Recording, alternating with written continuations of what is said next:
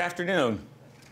I'm Mallory Factor, the John C. West Professor of American Government and International Politics here at the Citadel in Charleston, South Carolina. And this is the final session of the Conservative Intellectual Tradition in America.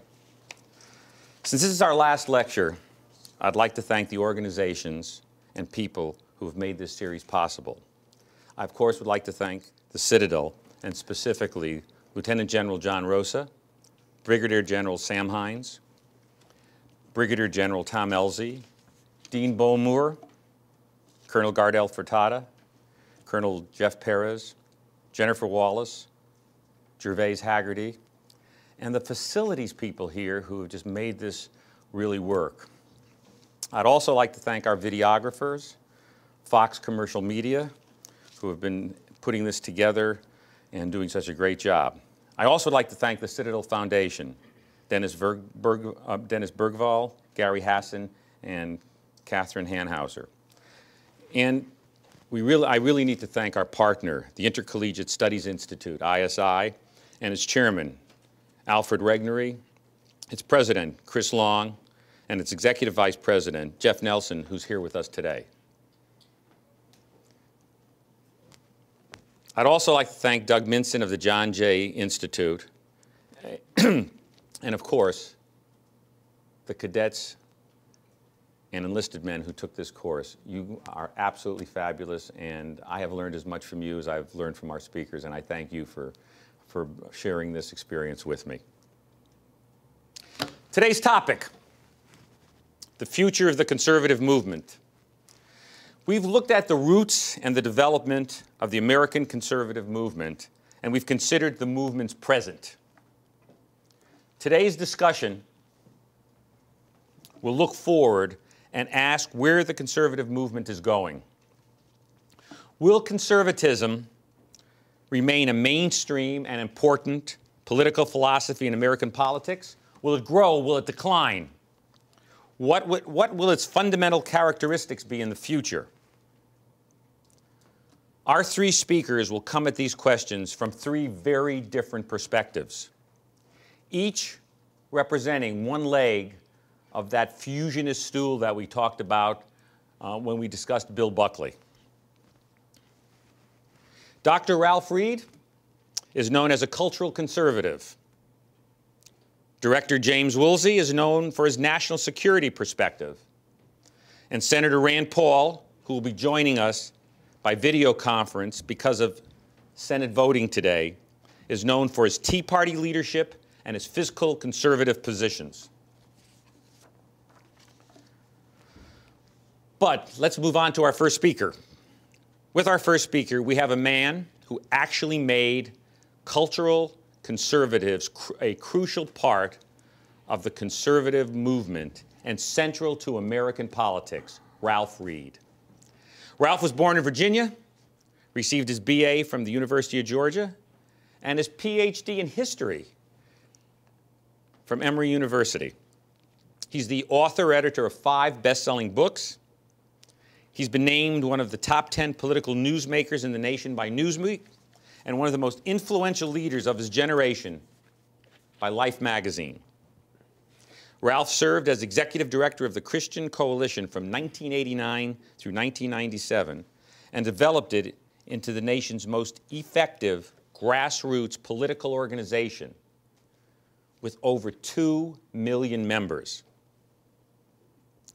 Ralph has recently founded and is the chairman of Faith and Freedom Coalition, the Faith and Freedom Coalition. It's a grassroots public policy organization with already 30 state chapters and 500,000 members. He's also chairman and CEO of Century Strategies, which is a public relations firm. It gives me a great deal of pleasure to introduce my friend, Dr. Ralph Eugene Reed. Thanks a lot, Mallory. Appreciate it. Thanks. Thank you, Fred. Thank you very much, Mallory. Appreciate it. It's really a great honor to be here. I can't believe this, but it's my first visit to the Citadel, and it's been terrific, even in the brief time that I've been on campus. It's really a terrific honor to share the podium today with two really incredible patriots who have accomplished so much for our shared values, who I've been a big fan of for many years in the case of former CIA Director Jim Woolsey and Senator Rand Paul of Kentucky, both of whom are good friends. I want to thank not only the Citadel and the Citadel Foundation and my good friend Mallory Factor, but also ISI and Chris Long and their leadership team, who I've had the privilege of working with for many years.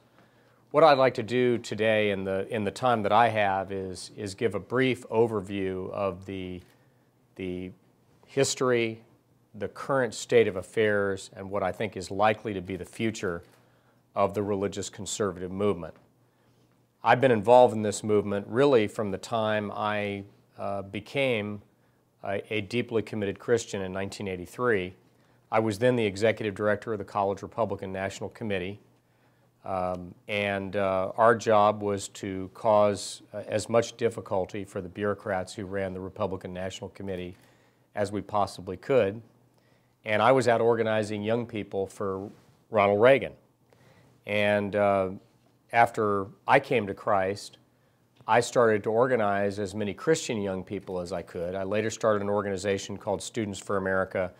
And then in 1989, I was privileged to be selected as the first executive director of the Christian Coalition, and this was only a few months after Jerry Falwell had closed the Moral Majority, which he did at the Southern Baptist Convention meeting in Las Vegas in, I believe, June of 1989. And at that time, if you go back, if you Google it and you really look at what all the smart people said, they said that the religious right was dead and that it was over. They could not have been more wrong. Within a few years of those statements, the Christian Coalition had over 1 million members and had over 1,000 local chapters, and we had just helped to turn out millions of evangelical voters, a net gain of 9 million votes in the '94 landslide over the 1990 baseline, leading to the election of the first Republican majority in the House and the Senate together at the same time in 40 years. And at the time we said, quoting Mark Twain, that the premature reports of our death were greatly exaggerated. And this remains true today. And it's hard not to, or I should say it's hard to overstate what a significant religious, cultural, and political development this is in the history of our country. Because from the time of the Scopes trial, the so-called monkey trial in 1925, when a high school teacher, John T. Scopes, was put on trial in Dayton, Tennessee, for violating Tennessee state law and teaching the theory of evolution in a public science class, from the time that he was convicted and then that conviction was overturned by an appellate court until really the mid-1970s, evangelicals lived in self-imposed political exile in their own country. They really largely withdrew from the civic debates. A self-imposed exile that stretched over 2 generations and spanned 2 world wars, one hot and the other cold. They reeled from their defeat in the debate over evolution. They smarted from the crude caricature drawn of them by critics like H.L. Mencken, who denounced them as boobs and yokels and morons, and accused them of polluting our society with what he called, and I quote, theological bilge. They were buffeted by the twin forces of modernity and ascendant liberal theology. And these evangelicals and fundamentalists, who really from their rise during the Second Great Awakening in the 1830s, 40s, and 50s, on throughout the 19th century and well into the early 20th century, dominated American culture, education, and politics, engaged in a systematic and deliberate retreat from public life. The failure and ultimately the repeal of prohibition 8 years after the Scopes trial seemed to signal their final humiliating defeat and repudiation. And for the next 40 years, even though they were over 40 million strong, they really existed as a nation within a nation, a society within a society, and a people within a people, turning inward, building their own educational, cultural, and church-related institutions.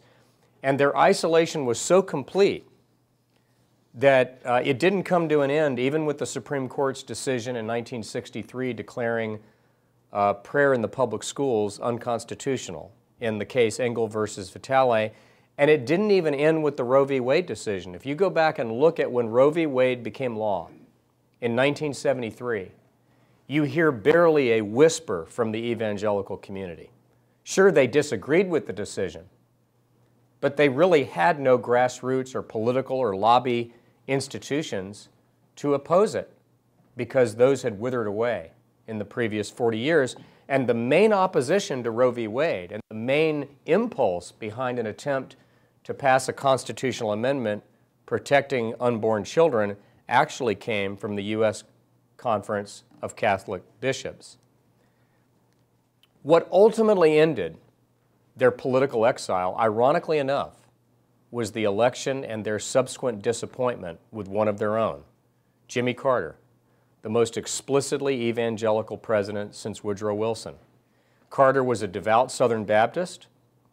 He was somebody who taught Sunday school every Sunday, almost without fail, at the Baptist church that he attended in Plains, Georgia. He was the first president in modern times to claim to be born again, which was a phrase that a lot of Americans were unfamiliar with.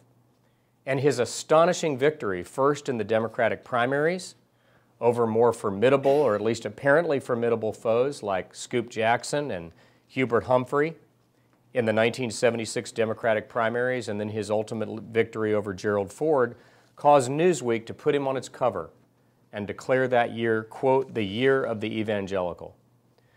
And there were a lot of evangelical leaders like back then. People like Lou Sheldon with the Traditional Values Coalition, Pat Robertson, who was then not really politically engaged, although he had a huge ministry, the Christian Broadcasting Network, who either flirted with Carter or openly supported Carter. But it didn't take long for them to be disappointed. And their disappointment reached a crescendo in 1978 when the Carter administration's Department of the Treasury proposed the promulgation of regulations that would have required Christian schools across the United States to demonstrate that they were not functioning as segregated academies seeking to sidestep court-ordered desegregation or risk losing their tax-exempt status. This was seen as such hostility towards Christian education in America under the administration of a man who said he was a born-again Christian, that evangelicals began to turn on Jimmy Carter in large numbers and desperately searched for a new political leader. They found it in the unlikely person of Ronald Reagan, a former liberal Democrat, a former union president, a former B-grade actor, the first divorced man to ever win a major party nomination.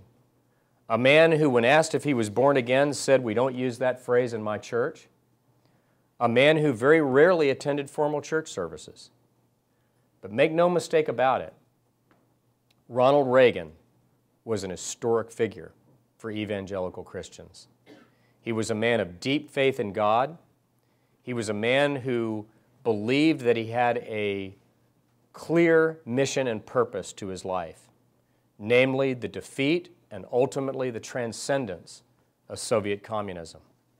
And he held the strongly pro-life, pro-family, and traditionalist views that became the touchstone of the religious conservative movement. And when Ronald Reagan, on the Monday after winning or formally accepting the Republican nomination for president in 1980, went to the Religious Roundtable meeting in Dallas at Reunion Arena, and there were roughly 18 to 20,000 evangelicals cheering him.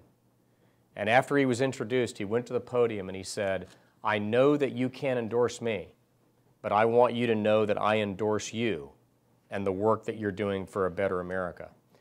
And that was really the formal marriage ceremony of the evangelical pro-family religious conservative movement and the modern Republican Party under Ronald Reagan. And there have really only been two significant demographic transformations in our politics. in the last 150 years that rival this movement of evangelicals from the Democratic Party to the Republican Party. The first was the movement of African Americans from the party of Lincoln to the party of FDR, which took place between 1932 and 1940. Even in 1932, Herbert Hoover carried a majority of the African American vote against FDR. And as late as 1960, Richard Nixon was a card-carrying member of the NAACP and battled Jack Kennedy for the black vote. In fact, John F. Kennedy carried the state of Georgia by a larger margin than he carried his own state of Massachusetts. That's how well Democrats used to do among white voters in the South, and they didn't do as well among blacks. But as the movement of African Americans from the Republican Party to the Democratic Party, from the party of the great emancipator Lincoln to the compassionate FDR, is a legacy that lives with us to this day. In the presidency of Barack Obama, Obama won 98% of the black vote in 2008. Now keep in mind, that's within the margin of error of the exit poll, which is 4%. So it's possible that John McCain didn't get any black votes. And it just tells you how big this move was. The second big change was the movement of ethnic Catholic Union households into the Democratic Party. The great political scientist V.O. Key has demonstrated that this movement really began in 1928 with the nomination of the first Catholic major party nominee in U.S. history, New York Governor Al Smith, who was a wet, who opposed prohibition, and who lost in a landslide. But just as Goldwater's defeat in '64 signaled the emergence of a Republican South, so too did Al Smith's defeat in 1928, presaged the later victory of FDR and the rise of a huge Catholic Union household vote. Of course, they would later be called Reagan Democrats when they began to vote for Reagan in 1980. And half of the evangelicals in the country reside south of the Mason-Dixon line. So as they began to move into the Republican Party between 1976 and 1980, they helped move the South from being a blue region to being a red region. And let me just tell you how dramatic this really was. In 1946, when the Republicans gained control of the House of Representatives in the post-World War II anti-Truman landslide, there were 105 members of the House from the 11 states of the old Confederacy. 103 of them were Democrats. Only 2 were Republicans. Fast forward to today in 2010, now with evangelicals being a reliably Republican constituency. Today there are 152 members of the House from the 11 states of the Old South, and only 47 of them are Democrats. And if you look at the Senate, there are 22 senators from those 11 states. 20 of them are Republicans, only 2 are Democrats. And we see this throughout the region. Now, for most of the Reagan and Bush years, evangelicals focused on really 3 primary issue clusters. Number 1, the passage of a constitutional amendment legalizing prayer in the public schools. Number 2, passage of a human life amendment that would have declared unborn children persons under the 14th Amendment and afforded them legal protection. And thirdly, the nomination of conservatives and strict constructionists to the federal courts, and especially the U.S. Supreme Court, where evangelicals, pro-family Catholics, and other religious conservatives felt that the Supreme Court had been openly hostile to their values. But the Human Life Amendment never had the votes to pass either the House or the Senate during the 1980s. The School Prayer Amendment passed in the House but narrowly failed in the Senate while Reagan was president in spite of bipartisan support. And attempts to move the Supreme Court in a more conservative direction were frustrated by the confirmation of Sandra Day O'Connor, who turned out to be much more moderate than they had hoped, and by the defeat of Robert Bork in 1987. And when the court upheld Roe v. Wade in the Casey v. Planned Parenthood decision in 1992, It was a symbol of the frustration of evangelicals. Now, this gets us to where I began, which is the election of Bill Clinton, the closing of moral majority, and the media and the pundits declaring the religious conservative movement dead. But they weren't dead. They just had to retool, and they had to come up with a new playbook. And part of that playbook took place with an article that I wrote for the Policy Review, which is was the flagship publication of the Heritage Foundation, entitled Casting a Wider Net. And that article argued that evangelicals needed to work on a wider array of issues, not just school prayer and abortion. They needed to work on all issues, spending issues, tax issues, welfare reform, and bring their time-honored Judeo-Christian values to bear on all areas of public policy. The second innovation was incrementalism. If you weren't going to be able to move the country in the direction you wanted it to by throwing a Hail Mary pass, confirming a couple of conservative Supreme Court justices and hoping that they overturn Roe or passing a constitutional amendment. And what religious conservatives learned is what everybody before them learned. The feminists learned it when they failed to pass the Equal Rights Amendment. It's hard to amend the Constitution. The founders made it that way. So like hamsters trying to get to a food pellet, they just tried to go a different way. And the National Right to Life Committee, using model legislation that had already passed in the state of Ohio, put forward a federal ban on a procedure known as partial birth abortion, a very rare and gruesome procedure in which a child is partially delivered and then, in effect, systematically executed.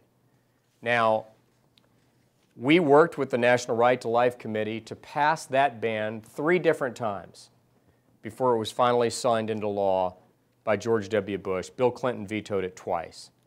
The Christian Coalition, working with Congressman Frank Wolf of Virginia and Tim Hutchinson of Arkansas, made its #1 legislative priority: the passage of a $500 per child tax credit, on the argument that big government was constituting a crushing tax burden on middle-class families with children.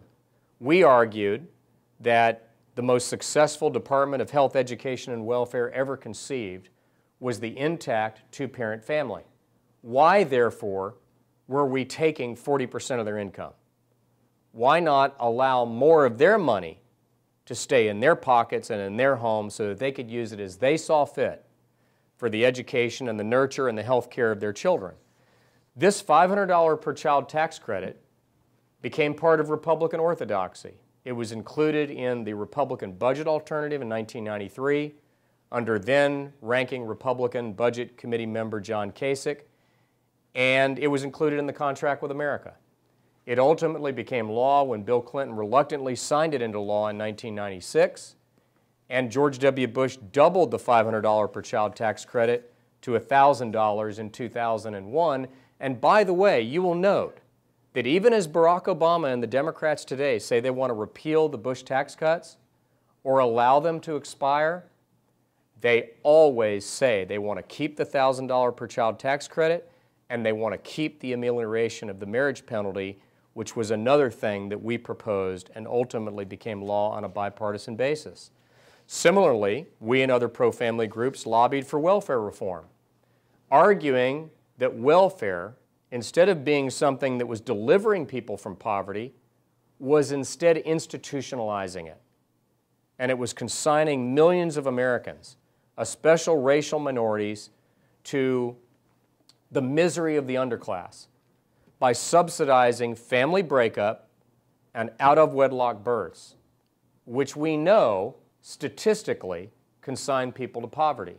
In fact, Rick Santorum recently on the campaign trail, before he got out of the presidential race, was often fond of citing a 2009 Brookings Institute study that found that if you didn't graduate from high school, didn't have a full-time job, and bore children repeatedly out of wedlock, you had a 76% chance of being in poverty. But if you got a high school diploma, got a job and kept it, any job, no matter how low paying, if you got married and stayed married, and you had children within the institution of marriage, 2% chance of being in poverty.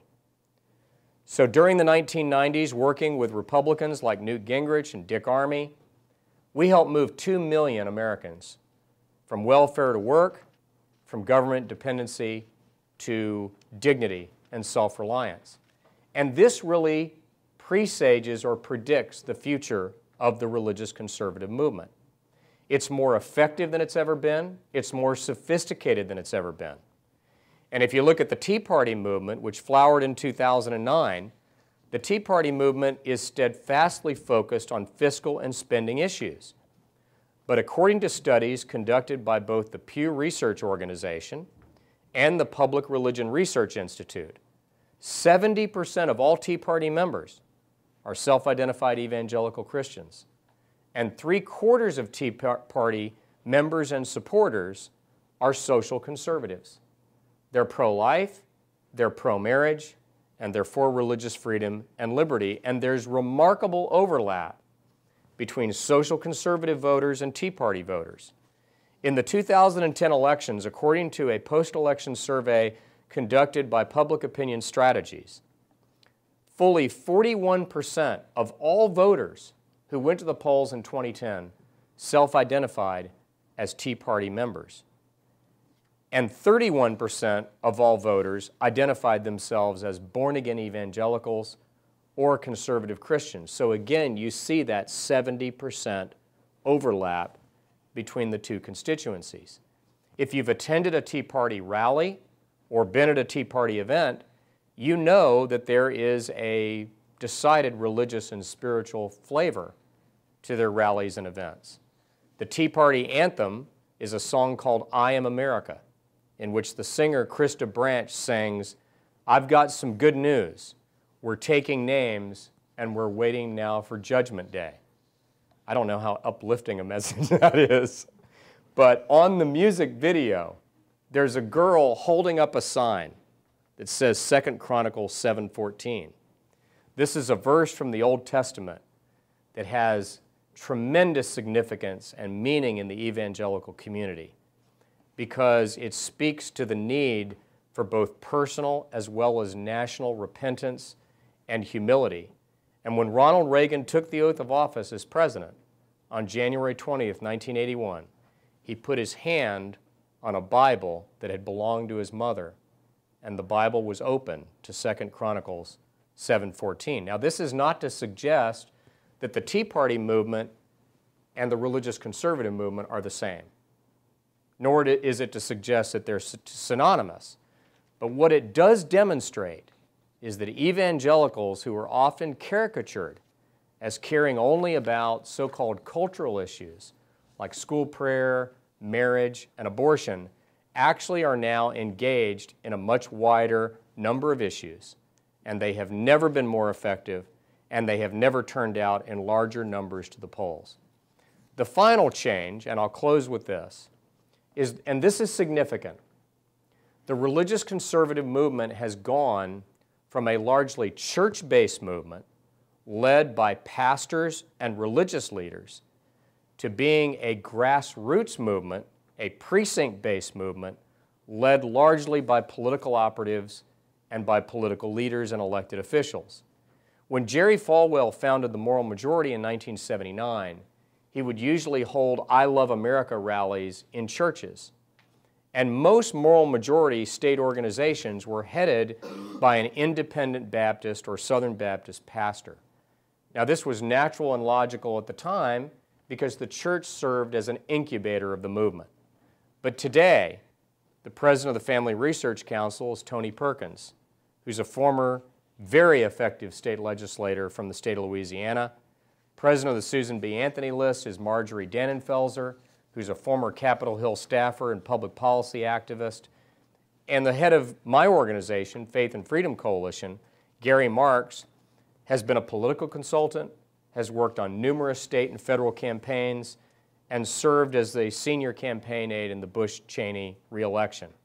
As a result of this, the pro-family and religious conservative movement has moved from being a movement on the margins of our political system, with their noses pressed against the glass of the culture, to a mainstream movement fully integrated with the most advanced and sophisticated voter registration and get-out-the-vote technology available.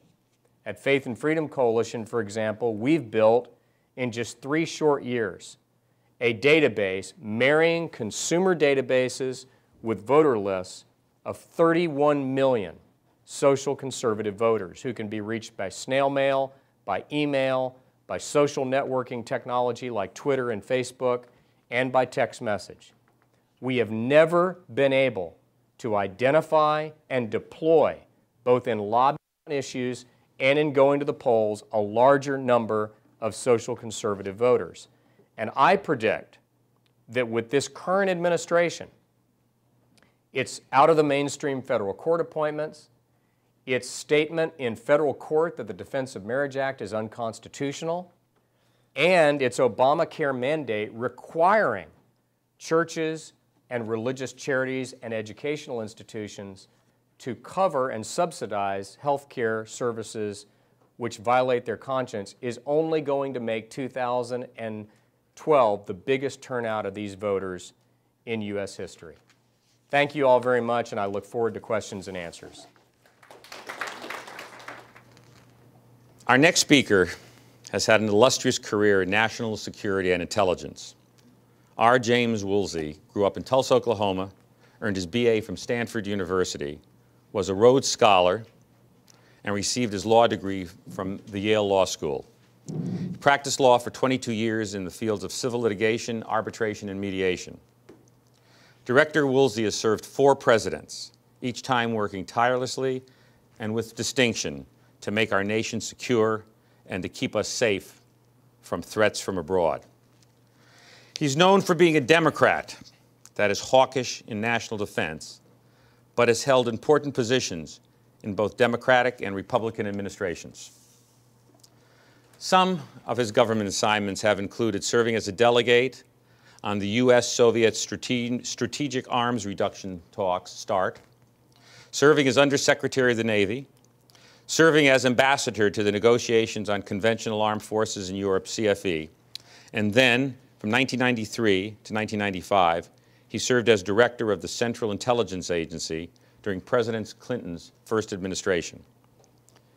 Since his term as CIA director, Mr. Woolsey has been involved in many notable ventures, including advising private equity firms, serving as chairman of Woolsey Partners, LLC. He also serves on the National Commission on Energy, among many other commissions and boards, and believes that energy policy is critical to our current and future national security and is the rallying cry for uniting the conservative movement. It gives me a great deal of pleasure to introduce the Honorable Robert James Woolsey, Jr.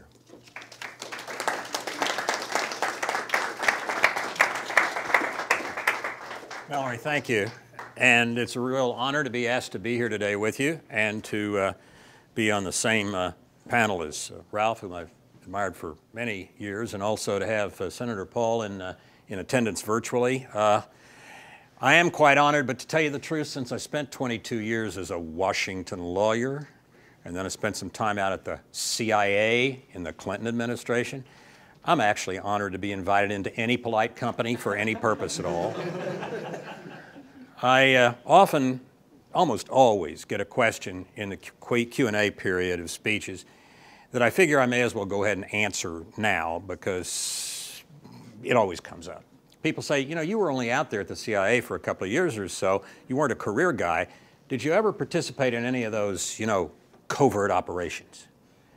And the answer is, yeah, I did once. And this is a small and discreet group. I think I can probably share it with you. It occurred because my wife and I were in the same class at Stanford, and so our college reunion came up at the same time in the fall of '93. I'd been out at the CIA for about 8 months. She'd been the chief operating officer of the National Academy of Sciences, so we both had 24/7 jobs, and we decided we'd take off some time, 3 or 4 days, go see the homecoming game, see a lot of old friends, fly to California, cash in the old frequent flyer miles. Well, the first thing that happened was my director of security at the CIA, came to me and said, Mr. Director, I'm afraid Mrs. Woolsey is going to have to go on a different flight. We just can't have anybody named Woolsey on the flight. And I said, but my name's Woolsey. And he said, oh, no, sir, you're going to need to fly an alias. And of course, my first thought was, uh-oh, there go the frequent flyer miles. So my wife and I go out to Dulles Airport with our 2 security men, and we put her on her frequent flyer flight, United to San Francisco, and sitting in a nice first-class seat, sipping a glass of Chardonnay. She takes off. The 2 security men and I go down to another United flight. As we get on, in those rather simpler times, they stopped by the cockpit, showed the captain and the chief flight attendant that they were carrying weapons, showed cards that they were authorized to do so by the federal government, and we go back to the back row of coach, where the 3 seats right in front of that barrier in front of the Johns where you can't even lean back. So I'm wedged in between these 2 big guys for, 6 hours flight to San Francisco. We get off and we're walking down the jetway, and the flight attendant comes over and whispers something to one of my 2 security men, whose nickname was Rock for about 4 reasons. And I had not seen Rock even smile in the 8 months he'd been on my security detail. And when the flight attendant whispered to him, he just cracked up. So naturally, I was curious. I said, hey, Rock, what's so funny? He said, you know what she said? She said, I've been on these flights now for 20 years, and that's the politest and best behaved prisoner we have ever had on one of these. So, mission accomplished. Mission accomplished. Got to California undercover. Not a problem. Well, let me say a few words about 3 aspects of national security.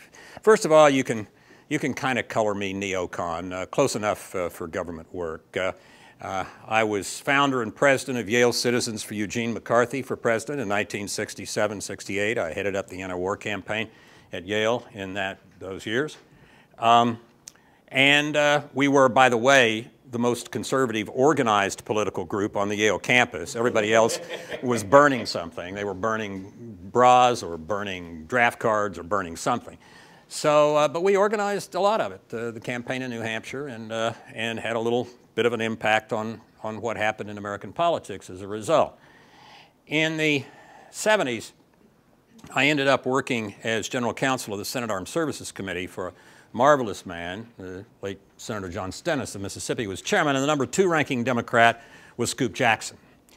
And Frank Gaffney, Richard Pearl, and I all worked together for these marvelous men. And part of what was going on there, and went on for some years before and after, was within the Democratic Party holding the Republicans up to a high standard with respect to protecting the country. For example, we had a good deal, Scoop did, a good deal to do with, of course, the Jackson-Vanik Amendment, which was a way, by barring the extension of most favored nation treatment to the Soviet Union until they liberalized the release of Jews to emigrate, we had something to do with countering some of the more accommodating aspects of détente, for example. That part of the Democratic Party is almost all gone. I wouldn't say all, but a great deal of it is gone. And that history, I would say, of working hard on making the United States sound militarily and having more defense capability than that which is barely enough, and standing up to dictators when they need to be stood up to, and accepting America's leadership role among the democracies of the world. That set of views is something that I think it is extremely important for conservatives, small c, large c, evangelical, paleo, neo, whatever, to espouse, and not to slip into the stance that some did, for example, in the 1930s in the America First movement, which was responsible for a more isolationist point of view, and which made it far more difficult for Roosevelt to stand up to Nazi Germany and Imperial Japan before Pearl Harbor.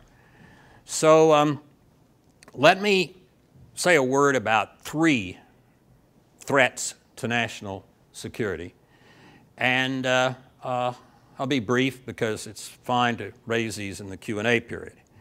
First of all, this country needs well-trained, substantial military forces in order to be able to deter those who would exercise power against the weak. And right now I'm thinking particularly about Iran in the Middle East, and I'm thinking about China with respect to East Asia. There is no doubt that the Chinese, without our being part of the picture, would be exerting control over major parts of coastal Asia, major countries in Asia, and would do so rather quickly and thoroughly. There is no doubt that without the United States taking some decisive stances at least, and hopefully actions as well, Iran will survive its current difficulties, and Iran will before too long have a nuclear weapon.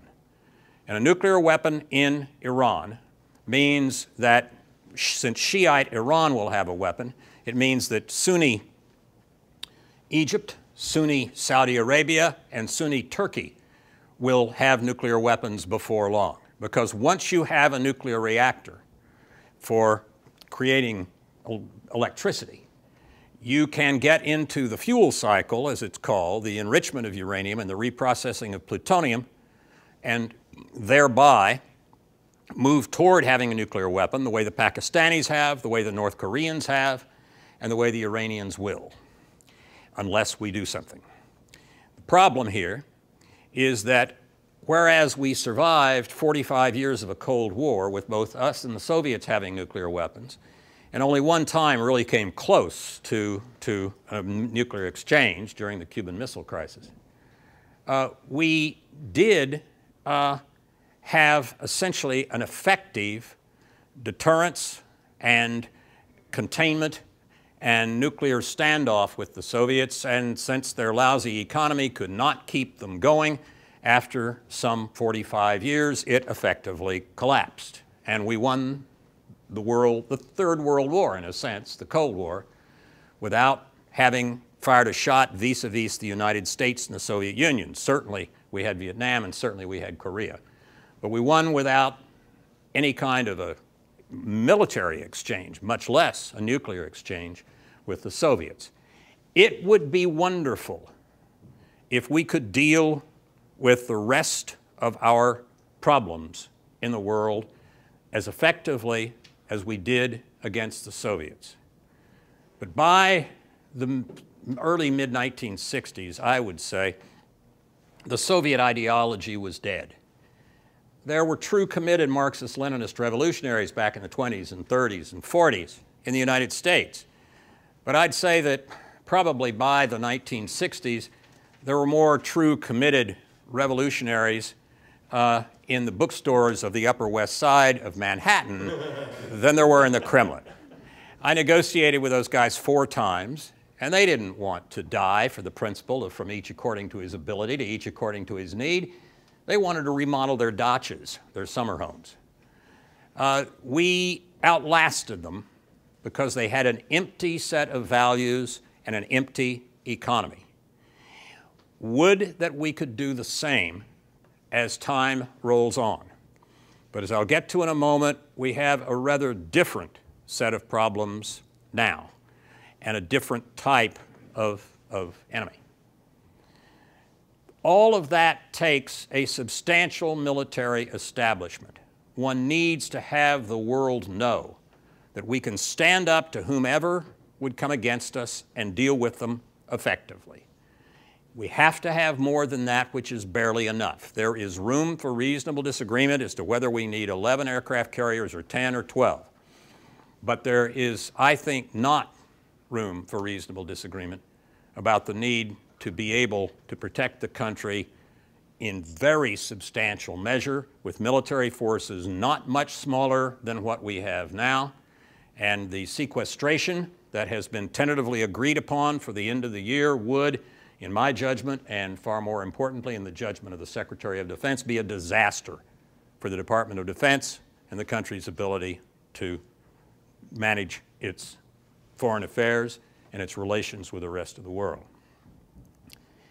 The second and third areas of security that I think it's particularly important for us to focus on both relate to energy. And whereas unless we fritter it away, we will be able to deal effectively with most conventional military enemies, as we did Iraq and as we did Bosnia and Serbia in the actions in the Clinton administration against them coming into Bosnia and coming into Kosovo. Energy is different. First of all, we have two basic large energy systems in the United States: electricity and transportation. Electricity is supplied for us by natural gas, coal, nuclear power, hydropower, and some renewables. Essentially all of it domestic. We don't have a foreign supply problem with respect to electricity. We have a serious problem with respect to our electricity grid, a security problem, which I'll mention in a moment. But in terms of foreign supply, it's just not there. One of the most deceptive things that is said in the current political campaign is that we have a problem because we have foreign supply of our oil, therefore we need to build more solar, more wind turbines, etc. Build more solar and wind turbines if you want. They're clean ways to generate electricity. They have advantages and disadvantages, but they don't have anything to do with our oil dependence. In the early 1970s, we made over 20% of our electricity from burning oil. So then, back at the time of the Yom Kippur War in the early 70s, if you built a wind farm or a nuclear power plant, you were in fact reducing the country's demand for foreign oil. Today, less than 1% of our electricity comes from burning oil, most of it in Hawaii. Today, if you say, as the administration does perpetually, that you are helping solve our oil dependence, foreign oil dependence problem by building solar or wind or really anything else to produce electricity, you are in fact dealing with less than 1% of the problem. That is something of a record in modern political rhetoric. Most political rhetoric is either 60-40 right or wrong, or 70-30, or 80-20, or 90-10. Very few political statements consistently made are 99+% wrong, as this one is. Well, the problem with the electric grid is not that we have foreign supply issues. The problem with the electric grid is that it is, although extraordinarily capable and a wonder of its time in a way, it is extraordinarily fragile in some key ways. First of all, when we went through the Y2K issue back 12, 13 years ago, the internet was just coming into very heavy use. And the people who were fixing our grid and all of our other operations of computers and everything else in the country so they wouldn't crash when the calendar turned to 2000, decided that as long as they were changing things, maybe what they'd do would be to create a situation whereby they would put the control systems for the electric grid on the internet. And that way it was cheap, it was easy, the internet was getting upgraded. Why not? What a good idea. Well, there's a problem. The problem is hacking. The problem is cyber excellence on the part of the Chinese and the Russians. The problem is that if you are modernizing the web and the electric grid in such a way that you have a, quote, smart grid, and you can turn down your air conditioning at your home from your cell phone, you may be making it possible for a teenager in Shanghai to turn down your air conditioning from his cell phone, or more, or something worse than just turning your air conditioning in a way you don't want it turned. So the fact that the SCADA systems, the supervisory control and data acquisition systems of the electric grid, operate in many cases, not all, but in many cases over the web, has created a remarkable set of vulnerabilities to terrorists, to those who are merely seeking to cause mischief, to those who would steal money from the utilities. A great deal hangs on our ability to do something relatively quickly to make it possible for us to manage our electric grid other than the way it's being managed now. Now, why is this important? The United States has 18 critical infrastructure systems, water, sewage, food delivery, etc. All 17 of the others depend on electricity. If the electric grid goes down for a few days, as it did in the northeastern part of the United States and eastern Canada back in '03, we can pretty much all deal with it. You got usually a few gallons of fuel for a generator, or you go stay with somebody who was more far-sighted than you were and has a few gallons of fuel for a generator. It usually works itself out. But intentional interference could take the grid down for much longer than that. Many days, to weeks, to months. So we have, in the first place, a very serious problem in that if the grid goes down, pretty soon these other systems go down too. And we are not back in the 1970s pre-internet. We are back in the 1870s pre-electricity, and I doubt if any of us has enough plow horses or water pump handles to deal with the situation. So chalk that off as one very serious problem connected with our electricity grid. There's another. The transformers that we have, which step up voltage so you can have very long distance sending of electricity and then step down the voltage so it can be sent to your home and used, those transformers are very hard to find.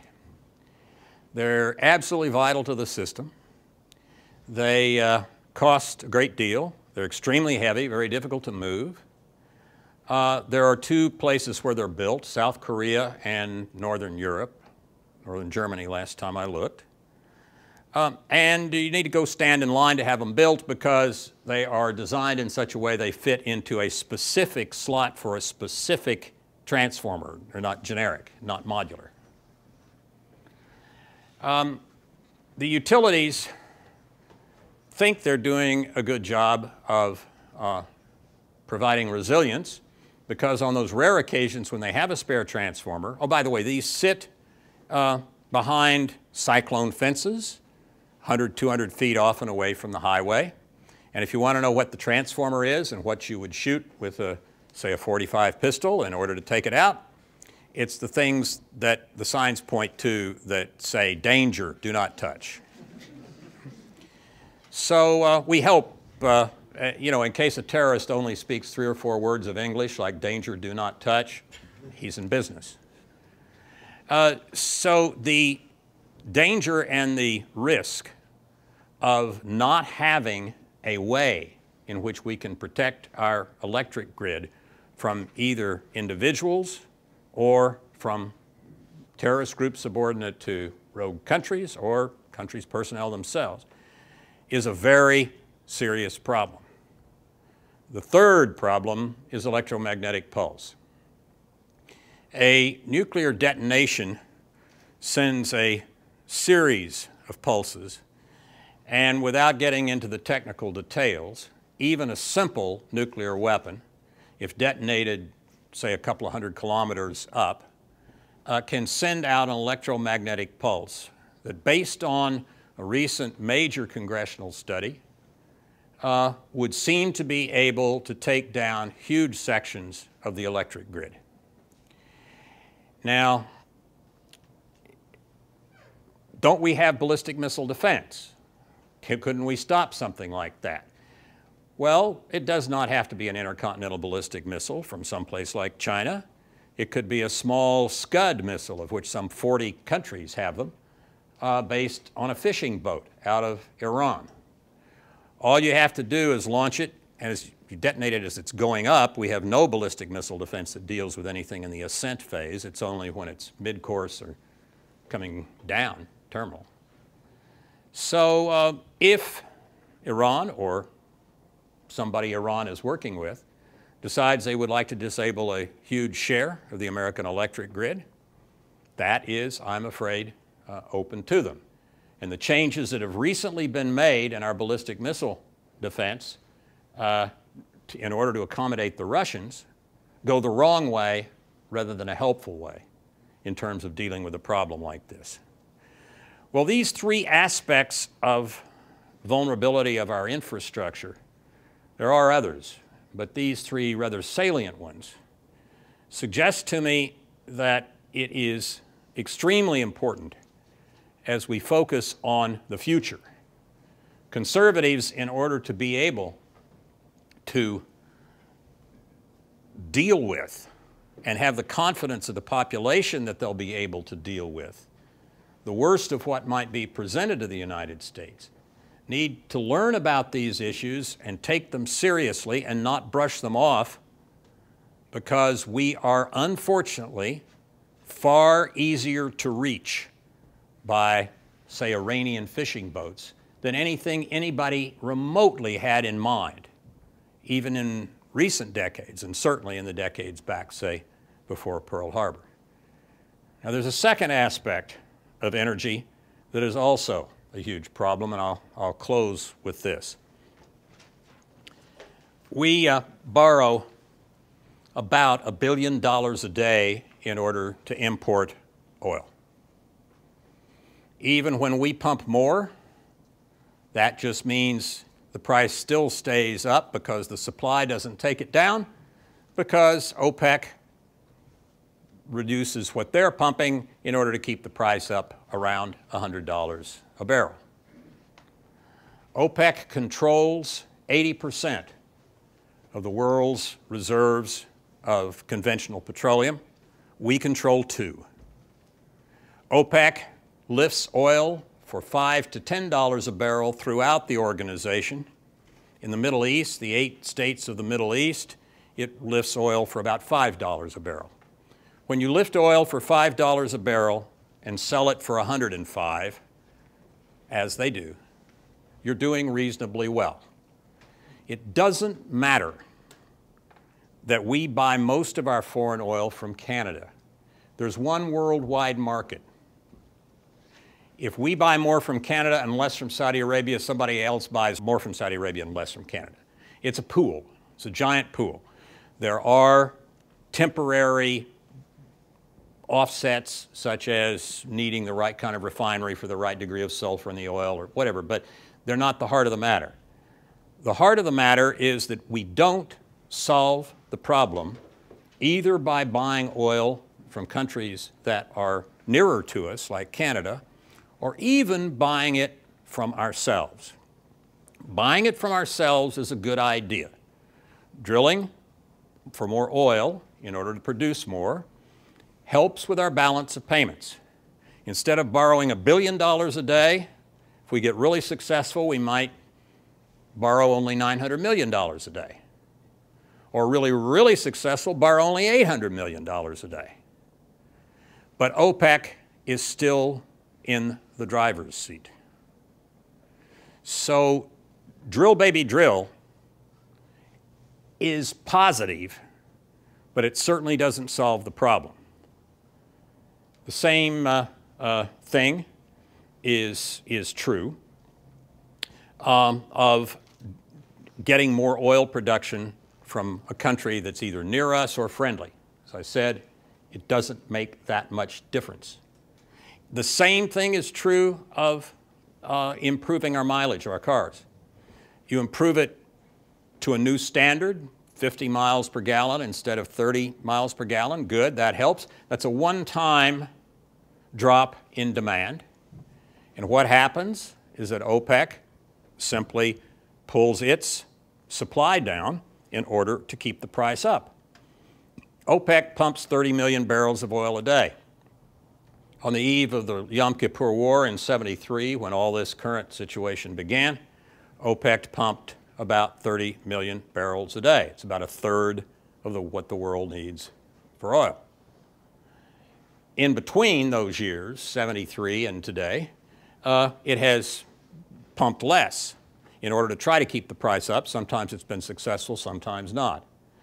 But if you own 80% of something in the world and you only sell a third of what the world consumes every year, and if you pumped 30 million barrels a day back in the early 1970s, and now 40 years later, when the world's economy has doubled and petroleum use has basically doubled, you still are only pumping 30 million barrels a day. There is only one term that fits you, and that is that you are a conspiracy in restraint of trade, otherwise known as a cartel. That situation means that as long as we stay enslaved to oil, we will stay in a very real way in a situation where we are operating at the behest of OPEC. And I cannot think of a more substantial challenge to our national security than that. OPEC is 12 countries, 2 in Latin America, 2 in sub-Saharan Africa, 8 in the Middle East. And Iran, Saudi Arabia, and many of the other members of OPEC do not have our best interests at heart. What can we do about some of this? Well, with respect to the electricity grid, someone needs to be in charge. It's not clear who's in charge today of security for the grid. I know that sounds strange, but there are 50 institutions that run the electricity grid in the United States and the 50 states, the Public Utility Commissions. The Department of Energy doesn't run the grid. It has a small office of 3 or 4 people that kind of watch things. The Federal Energy Regulatory Commission, FERC, doesn't run the grid. It sets rates for transmission over long distances. The institution that it comes closest, I suppose, is something called NERC, for the North American Electrical Reliability Council. It's really the trade association of 3,500 utilities. And it does, if you'll pardon my bluntness and directness, zip. So if you want something done with respect to security on the electric grid, we have to find a way to put someone in charge. We need to find a way to do it consistent with our history and the local focus of electricity and the need for us to take account of consumers' needs and the rest. But one of the great, probably the largest change that came about when our Constitution was drafted was Madison and his colleagues were using as a model in many ways the Roman Republic. The Roman Republic had one tragic flaw, which was a lack of clarity about who was going to control the military. And that's what brought it effectively to its end. In our Constitution, we've got that straight. President, Commander-in-Chief, Congress has the power of the purse. But the problem is that under the current situation, we are coming close to being nearly at war with terrorists and Iranian hackers and the rest, and instead of a clear commander-in-chief, the way our Constitution sets it up, we've got a trade association of 3,500 utilities, sort of, kind of, a little bit responsible, sort of, for the security of the grid and kind of occasionally talking about maybe doing something. with respect to oil, if we want to get out from under the thumb of OPEC, we have to break oil's monopoly over transportation, and we have to break OPEC's cartel. I'm afraid there is no other way to do it. And we won't do it by any of the remedies that have been talked about much so far. We have to make it possible for American consumers to do something different than what they do now. Today, they drive in their cars. We are not addicted to oil, but our cars are. You can't put anything in there except oil products. That's what you have to drive on. And so if it goes up because OPEC wants it to go up, it goes up. If we can come up with a way to do something as sound as what, believe it or not, the Brazilians have done, which is to make it possible to drive into a filling station and choose between fuels. For them, it's gasoline and ethanol because ethanol is very cheap for them to produce on sugarcane. Then when gasoline goes very high, they just buy more ethanol and they're in control. Brazilian consumer. We are not. We're way behind the Brazilians in our ability to control our own market for fuel. If we take advantage of the fact that natural gas now, as a result of hydrofracturing, is approximately 1/10 the cost per unit of energy of oil. Using natural gas, including mainly domestic American natural gas, in ways that it hasn't been used before, because when gas and oil cost about the same per unit of energy, it didn't make much sense to change from oil to natural gas. But natural gas can be used to produce fluids to drive on.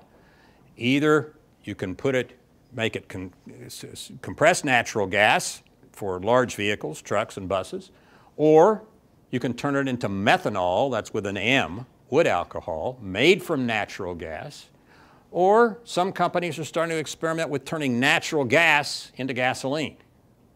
The point is to move away from the petroleum feedstock for the fuel that you drive on. If you can do that, and I think the technology is possible, then before too many years are up, we may be able to appear to the world as smart and clever as the Brazilians. That would be good. Let me close with just one thought. My sometime writing colleague Annie Coren came up with a wonderful illustration of what we need to do a few years ago, and she and her colleague at her think tank have written a book called Turning Oil into Salt. Salt, for thousands of years, was a strategic commodity. It was the only way to preserve food until the mid-19th century when canning came in, and even after that it was the only way to preserve meat. So salt was a very big deal. Roman soldiers were paid in salt. The word salary comes from salt. If you had a salt mine in your neighboring country did not, you were in the driver's seat. Countries were going to war over salt mines in Latin America up until the 1890s. But in the 1890s, something happened, a technological change. The electric grids started to come into operation in major cities in the world. And right away, people realized you could use electricity for little things called refrigerators and freezers. And they also realized that meat that had been frozen and thawed was not only cheaper than soaking it in an expensive salt brine, priced by a monopoly, it was not only cheaper, but the meat tasted a lot better. So it was better and cheaper to freeze meat than to soak it in salt brine. Within a very few years, essentially salt was destroyed as a strategic commodity. It wasn't destroyed, period.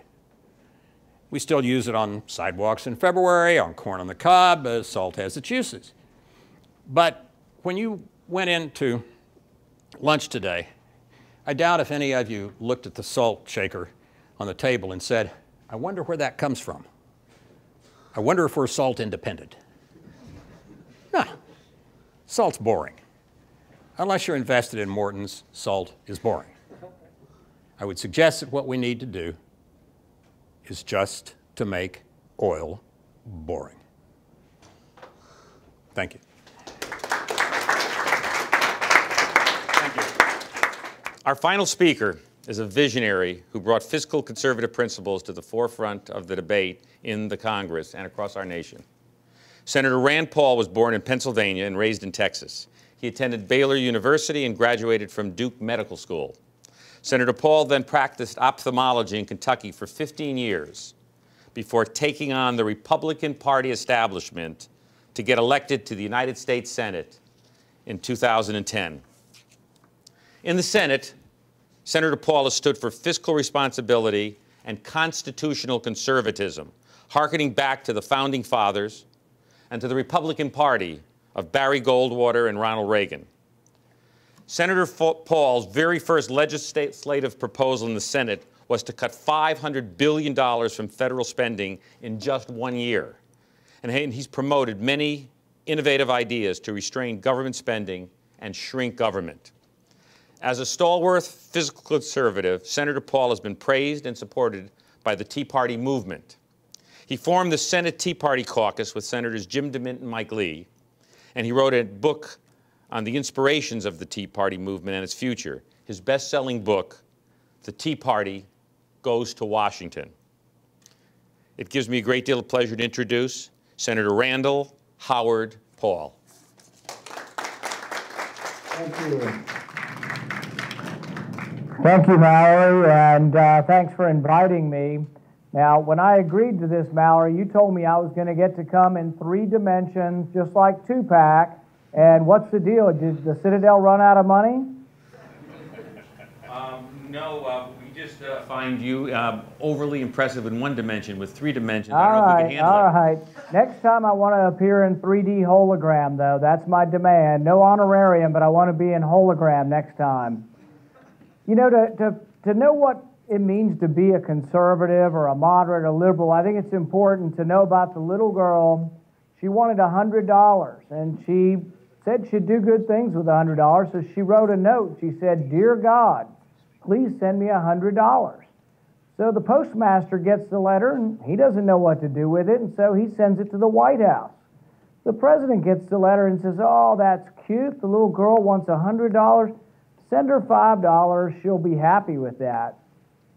So the little girl gets the $5, and her parents always told her to write a thank you, and so she starts out her letter. She says, "Dear God, thanks for the $5. But next time, don't send it through Washington. They stole 95% of it." So if you're a conservative, you don't want to send it to Washington at all. If you're a moderate, you say, well, instead of $5, if they could only return $10, everything would be okay. And if you're a liberal, you think the rich just aren't paying enough. They got to pay their fair share. Send it all in. The joke is with the tax return for a liberal is you write your income down, multiply by 100%, send it in, and maybe they'll be satisfied.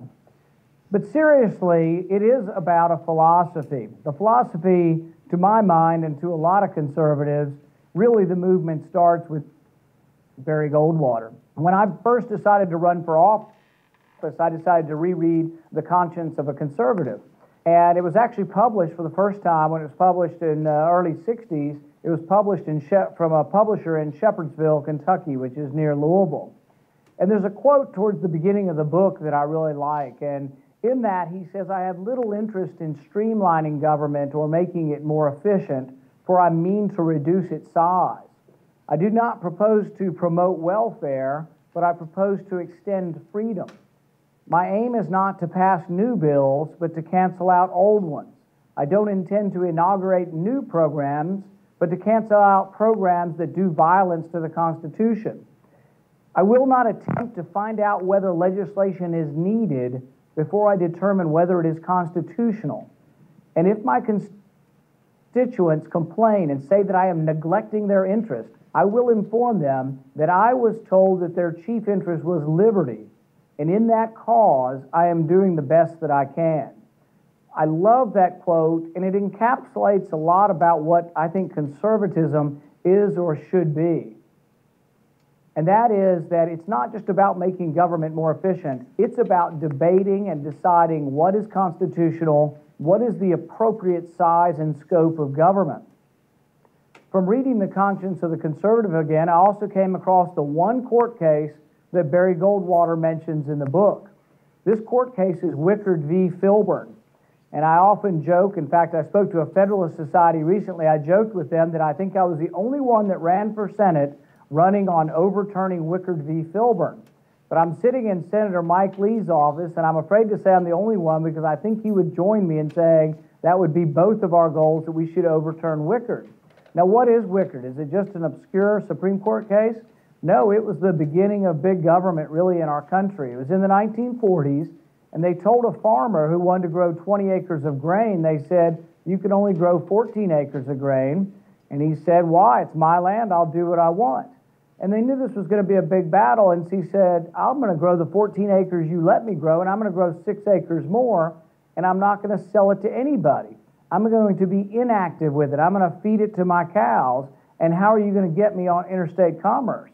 Well, it goes all the way to the Supreme Court, and what I think is a ludicrous and wrong-headed decision. The Supreme Court says, by your inactivity, by your restraint, by not engaging in commerce, you could have indirectly affected the price of grain. And this to me was really opening Pandora's box. We went from a limited constitutional republic to a democratic government, basically with a majority rules, and the Commerce Clause can mean anything. I jokingly tell people, if my shoes were made in Tennessee, they can regulate my walking in Kentucky. The expansive notion of the Commerce Clause, all of big government began to be driven through this Commerce Clause. So for the next 50, 60 years, not one congressional law was struck down as being unconstitutional. We went 60 years with no laws being struck down. And why do I bring up Wickard? Because now Wickard has become Obamacare. Obamacare, the court case, really isn't about health care. It's about the Commerce Clause, and it's once again, to me, identical. It's the idea, the inactivity, the idea of me not participating in commerce, the idea of me not choosing to buy health insurance. How can that be commerce? I love George Will's comment on this. George Will's comment on it is that the case about Obamacare is the last exit on the road to unlimited government. Are there limitations? Does the Constitution limit the size and scope of government? Now, some would say, well, the government says we can take care of the general welfare, and so that just means we do what we want. If we get 51% of the votes, that works. But it really isn't what our founders intended. When Franklin walks out of the Constitutional Convention, they ask him, what type of government did you give us? Is it a monarchy? Is it a democracy? Is it a republic? They knew the difference between a democracy and a republic. And Franklin responds, it's a republic if you can keep it. And it is a generational, a transgenerational fight in a war to see if we can keep a republic. It's been slipping away. And now while some of the Tea Party want to say it's all President Obama's fault, he can have lots of the blame, but Republicans deserve blame also. And this is a bipartisan problem where we've slipped away and let government do more and more things. So when people say, well, what about the General Welfare Clause? Well, Madison's response was, the General Welfare Clause is true. Laws should obey and support general welfare. They shouldn't be for the specific special interest or the specific special welfare of one company or one individual. They should be for the general welfare. But when he was asked, does this mean government can do anything? He said, no. Government is still bound by only being able to do what was enumerated. You have enumerated powers that were given. There's about 18 powers given to the federal government and nothing else. Primary among that is national defense. It's really what the government should be doing and almost nothing else. But we've accumulated so many other duties up here that we've basically bankrupted our country. How serious is it? We're borrowing $50,000 a second. So we really are in the midst of a debt crisis. When people moan about the gas prices going up, I tell them, you have to understand why the gas prices are going up. Gas is not more precious. The value of your dollar is shrinking. As the value of your dollar shrinks, prices rise. But the reason this is all occurring is because of the massive debt. The way we're financing this debt is through borrowing, taxation, but also through printing new money. And as you print the new money, you devalue the existing currency. That's why prices are rising.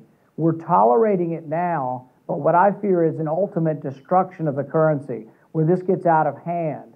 And in some ways, it's been out of hand since 2008. If you look on the curves of how much money is being produced and the rise in the actual production or the inflation of the currency, it's been dramatic. Now, much of that inflation has gone overseas, and we haven't seen a rise in prices that dramatic yet, but I think it's in store for us, and I worry about it.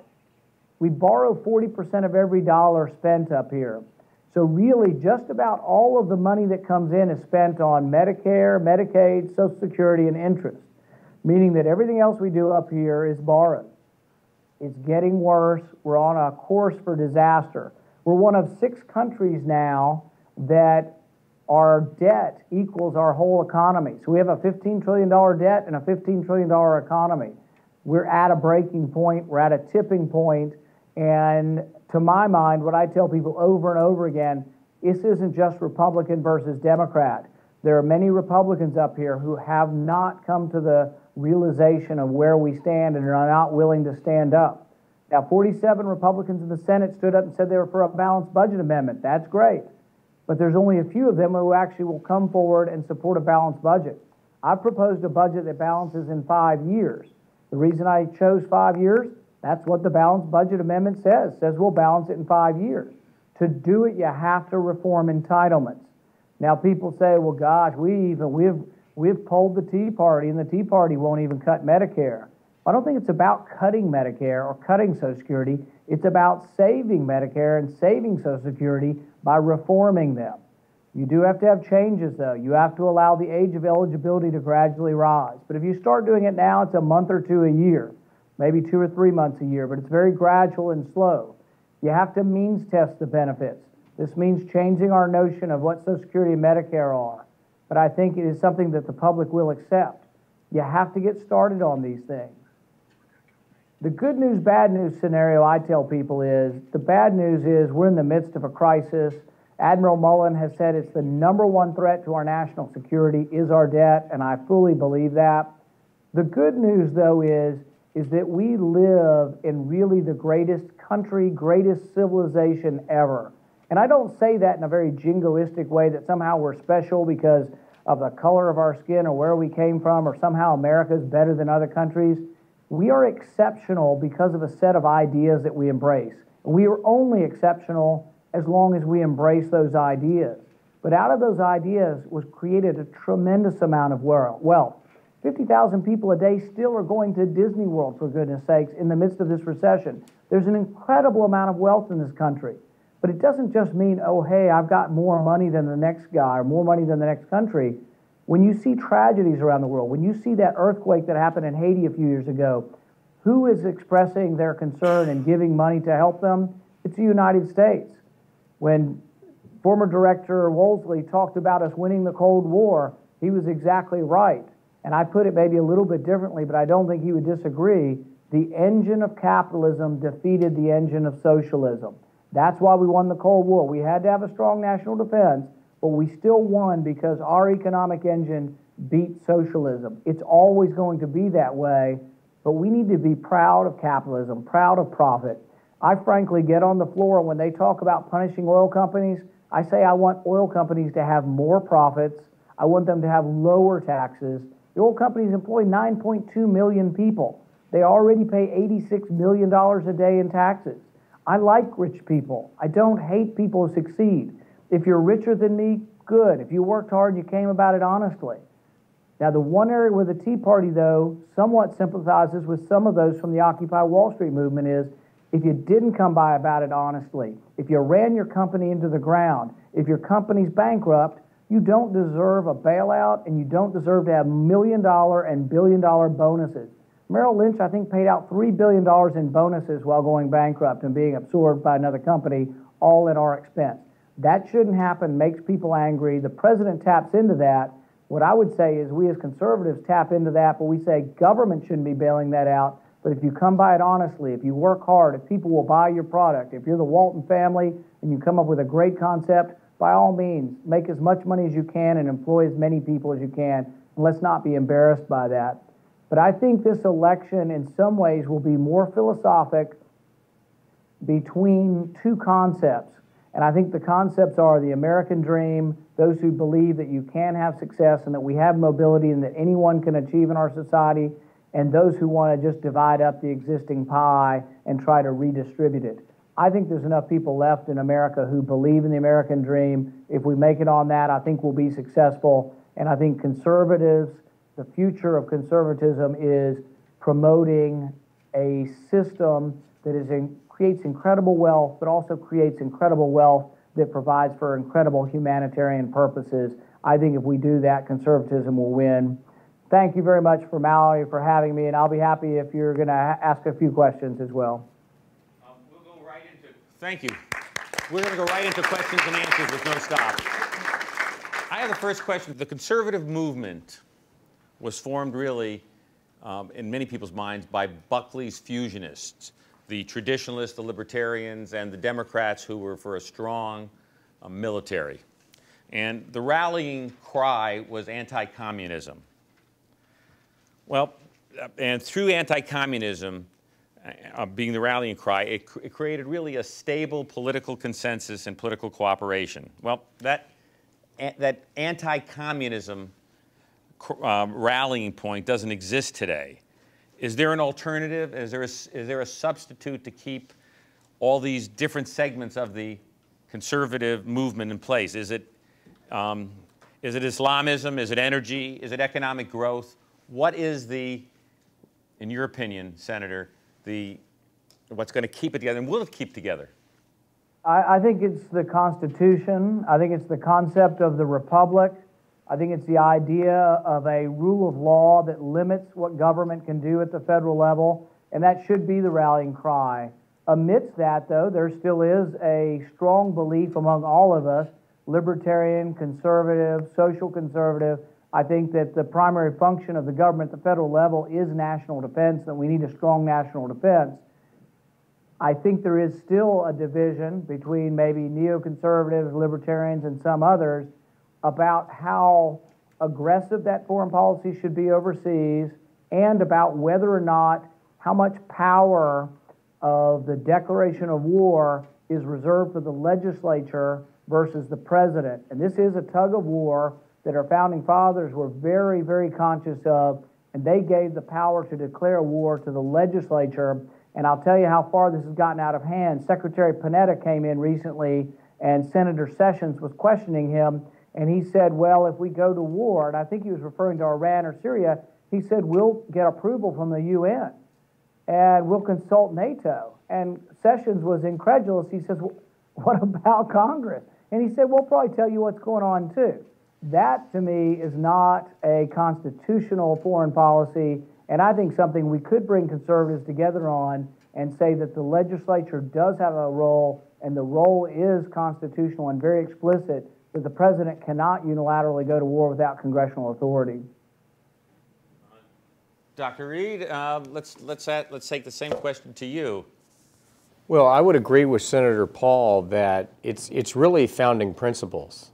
You know, the genius of the founders was they predicated the entire organizing principle of our government around the concept that that men are fallen and that we live in a fallen, evil world.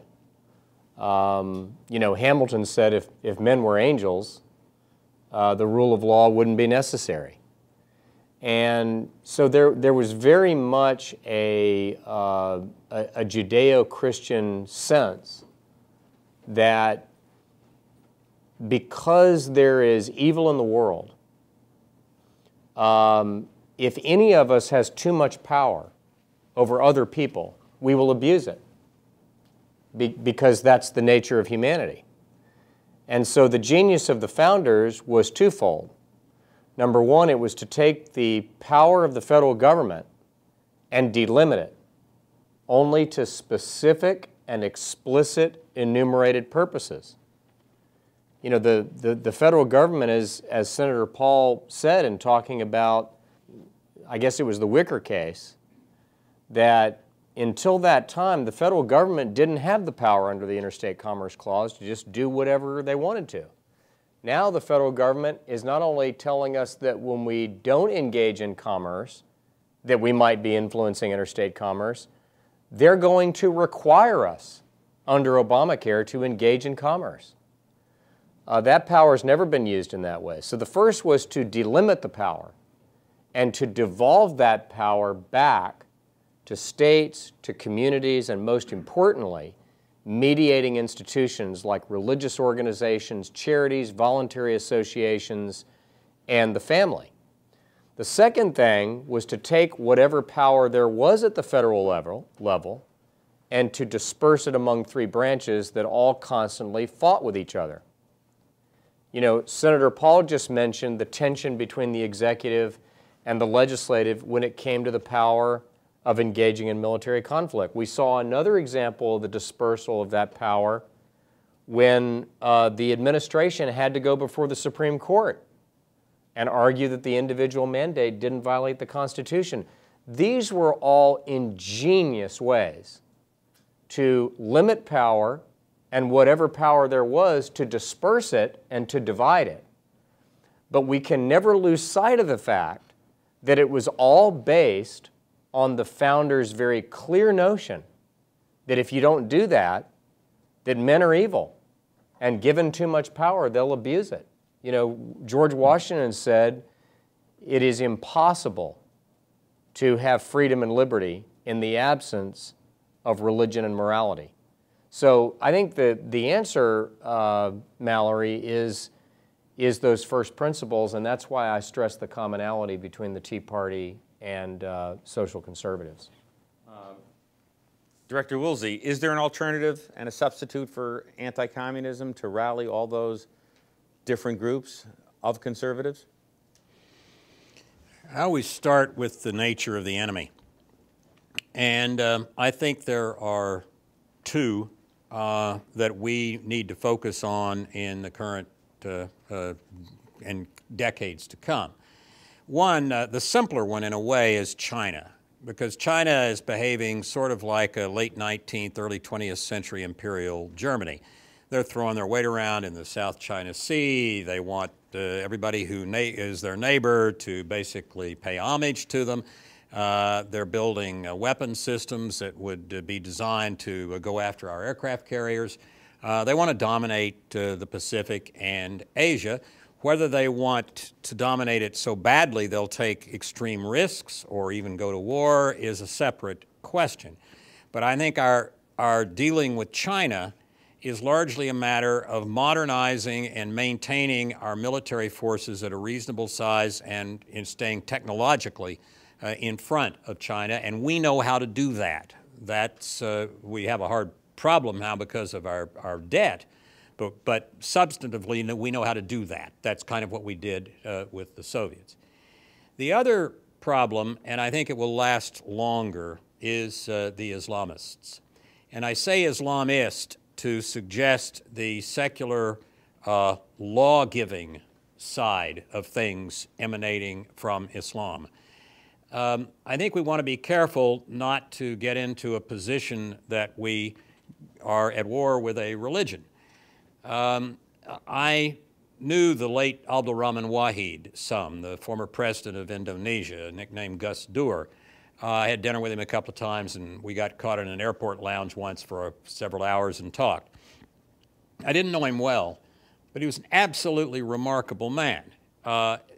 He was part of an Indonesian tradition of Islam going back hundreds of years that is really very tolerant and very open to other religions and non-discriminatory. He formed an organization after he was president called Lib for All, Liberty for All, and he recruited Indonesia's leading young rock star to it, and they would go around and set up in football stadiums and give free rock concerts for children, and then the rock star would teach the kids a song or two that he had written promoting religious liberty, and then the president of the country would stand up and speak for 5 or 10 minutes about religious liberty. It's pretty hard to be more supportive of religious liberty than Abdul Rahman Wahid was.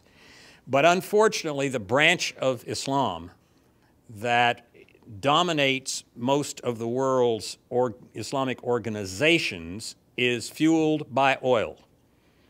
And Lawrence Wright, in his book, The Looming Tower, I think the best book on 9/11, at least that I've read, Wright says that with between 1% and 2% of the world's Muslims, the Saudis control 90% of the world's Islamic institutions. Now, what that means is that little boys in Pakistan or the West Bank, or for that matter, Fairfax County, Virginia, who are going to madrasas, to schools, Muslim schools, the odds are about 9-1. They're not being taught Abdul Rahman Wahid's version of Islam. They're being taught to hate Jews and Christians and other non-believers from their point of view. They're being taught the Wahhabi, Saudi, hideous views of domination of women. They're being taught it's fine to beat their wives when they grow up. They're being taught the form of Sharia that comes out of the Arabian Peninsula. And that is a long-term problem from the point of view of our figuring out how to work closely, and we need to, with real moderate Muslims, with people of other faiths, in order to keep Islamism, the political doctrine, particularly the kind that comes out of the Arabian desert, from a position of control in different parts of our lives. And I would point to you, the current issue of National Review has a fine article in it about the slow spread of polygamy in the United States out of the Muslim communities. So you want to, we need to pay attention to this. Let me add one more point. During the Cold War, because the Soviets their ideology was dying, we did a pretty good job on them domestically. By the 50s and certainly by the 60s, the American Communist Party was not the kind of threat or problem it had been back in the 30s and 40s. We infiltrated them to a fairly well with FBI agents. We passed laws that said they had to register every time they turned around. We passed laws that said they couldn't serve in the government, on and on. And we didn't ban them. The Supreme Court said we could not. You could stand, Gus Hall could run for president every 4 years as the head of the Communist Party, and he did. He could stand on the street corner in Washington or New York and give a speech about the dictatorship of the proletariat and how great it would be, and no problem. We dealt with it in a sound First Amendment respecting way, but we still made real trouble for him. That will be a lot harder with an organization like the Muslim Brotherhood that grows out of one of the world's great religions. My view is that the Muslim Brotherhood and those that follow that Wahhabi-like doctrine are somewhat similar to the Spanish Inquisition, having grown out of one part of the Christian tradition in the 15th and later centuries. It was not all of Christianity, and you were not a Christianophobe if you were a critic of the Spanish Inquisition. But it is not easy to deal in this First Amendment country, peopled as it largely is with religious refugees and their progeny, to deal with a totalitarian movement growing out of one of the world's great religions. That will be the real challenge of this generation, and I think if we are wise, it will be the basis on which we can unify conservative thinking in terms of dealing with threats to the country. You all three have such amazing insight to impart, and I hate to ask you this, but I'm going to ask you to keep your answers relatively short so we can get to as many questions as possible. Cadet Selmaska, could you grab the mic, please, so Senator Paul can hear you. Good afternoon. My question is directed towards Senator Paul. I thank you for being here, as well as our other panelists. Senator, what do you think it's finally going to take to get the ball of entitlement reform rolling? You mentioned we borrow $50,000 a second.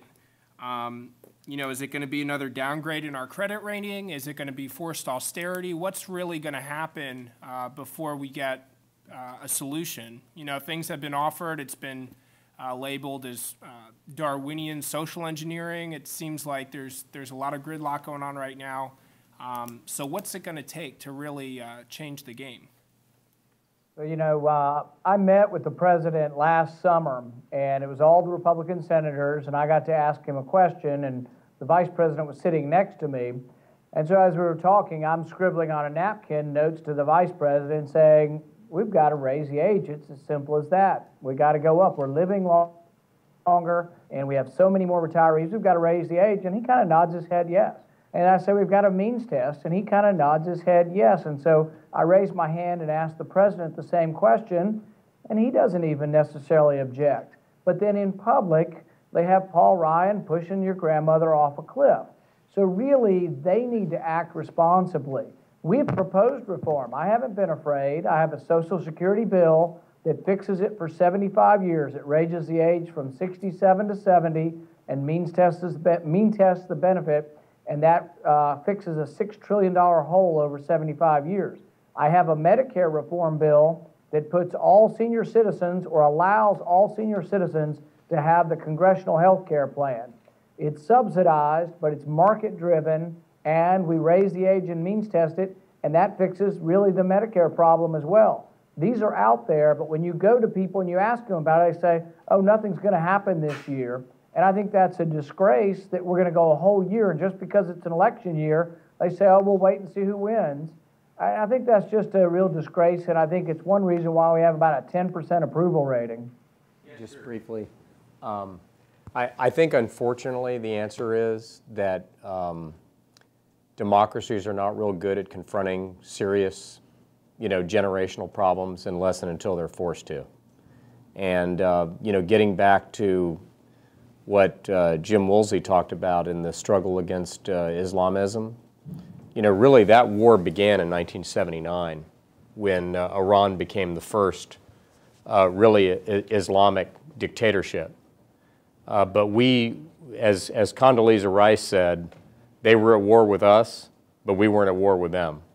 And when it comes to this issue, I worked for a president who had the guts, not in one election, but in 2 elections, to go out on point and said we were going to have to reform Social Security, or it would not be there for future generations. There has not been a president since Social Security was created in 1935 who spent more political capital than George W. Bush did at his own political risk and said, we got to solve this problem before it's on top of us. He did 82 Social Security events all over this country. And all we needed was 3 Democrats to move the bill. And I'm not going to name the Democrat because it doesn't matter. It's interchangeable. But the president met with one of those Democratic senators. This is before Senator Paul was elected. And he said, hey, you agree with me? You know what's coming? And he goes, Mr. President, you're not going to get my vote. And I'm telling you, as much as I wish it were otherwise, I'll tell you when this is going to get solved, is when this ticking time bomb explodes and when it's on top of us and we don't have any choice. Cadet Mellon, you had a question? My question is for all 3 panelists. As demonstrated by Ron Paul's run for the Republican nomination, the younger conservative generation is decidedly more libertarian. What happens going forward now to the 3-legged stool of conservatism? Does one leg become bigger? Does it become lopsided? And what happens? Well, I don't think wanting to defend the country effectively is antithetical to libertarianism. For us, call me a neocon, close enough for government work, as I said. I think, I know libertarian-minded folks who want to defend the country more than that, which is barely enough, and I know non-libertarian conservatives who think that way. So I think those of us I'm not talking about a commitment to spreading democracy by war. There were 20 democracies in the world in 1945. Today, there are about, according to Freedom House, about 120, and another 25 or so countries are what they call partly free. So the not free countries are about 40, 45 countries.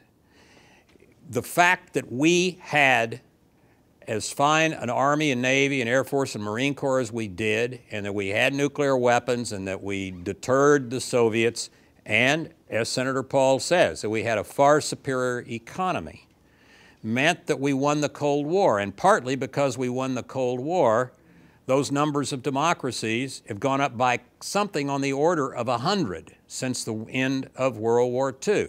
A lot of that had to do with us, but we didn't go fight most of them and do it by the sword. We did it all sorts of different ways, but we were important. The key thing is to be important to the process of moving countries toward being more reasonable and governed more by the rule of law, even if they don't become democracies early on. That's fine. We've moved too fast in that way with Gaza and some other places. It's not the voting that you ought to start with. It's what's called by Amartya Sen, the economist, institutions of public reason. It's taking the institutions in a society that promote conciliation and cooperation and debate and building on them. And we're trying to do that now in South Asia. It's just very, very hard because of the Islamism. But I think we can do this. It's without committing ourselves to, spreading democracy by the sword. But only once we move further along that line, I think, will people come to appreciate how important it is. Ralph Reed? Well, first of all, look, Ron Paul did very well among young people. But if you actually look at the exit polls, Romney and Santorum carried much more of the 18 to 30-year-old vote. So Ron Paul did extremely well, particularly on college campuses. You go around the country as I did, and I was in an awful lot of early primary states. I mean, I don't even know how many. And there were a lot of young people fired up about that. But if you look at the totality of the vote as reflective with the rest of the vote went to either Gingrich, Santorum, or Romney by a much larger percentage. That's number one. Number two, I'm not worried about the three-legged stool getting out of balance because young people under the age of 30 who are single tend to be more libertarian. And I'll tell you why. Because historically, if you want to watch an economic conservative become a social conservative, you only need two things to happen. Number one, they get married, and number two, they have children. And if you want to look at, and I'm being quite serious, that's exactly right. Once they're married and once they have children, then they're concerned primarily with the protection, the nurture, and the education of their children. And that's when they start to get a lot more concerned about what are the schools teaching, what's the state of the culture, what's on TV. I mean, look, I'm the father of 4 children, 22 to 14.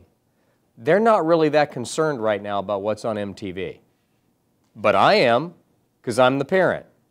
So, Jerry Falwell used to say, I want people to do 3 things. I want them to get born again, I want them to get baptized, and I want them to get registered to vote.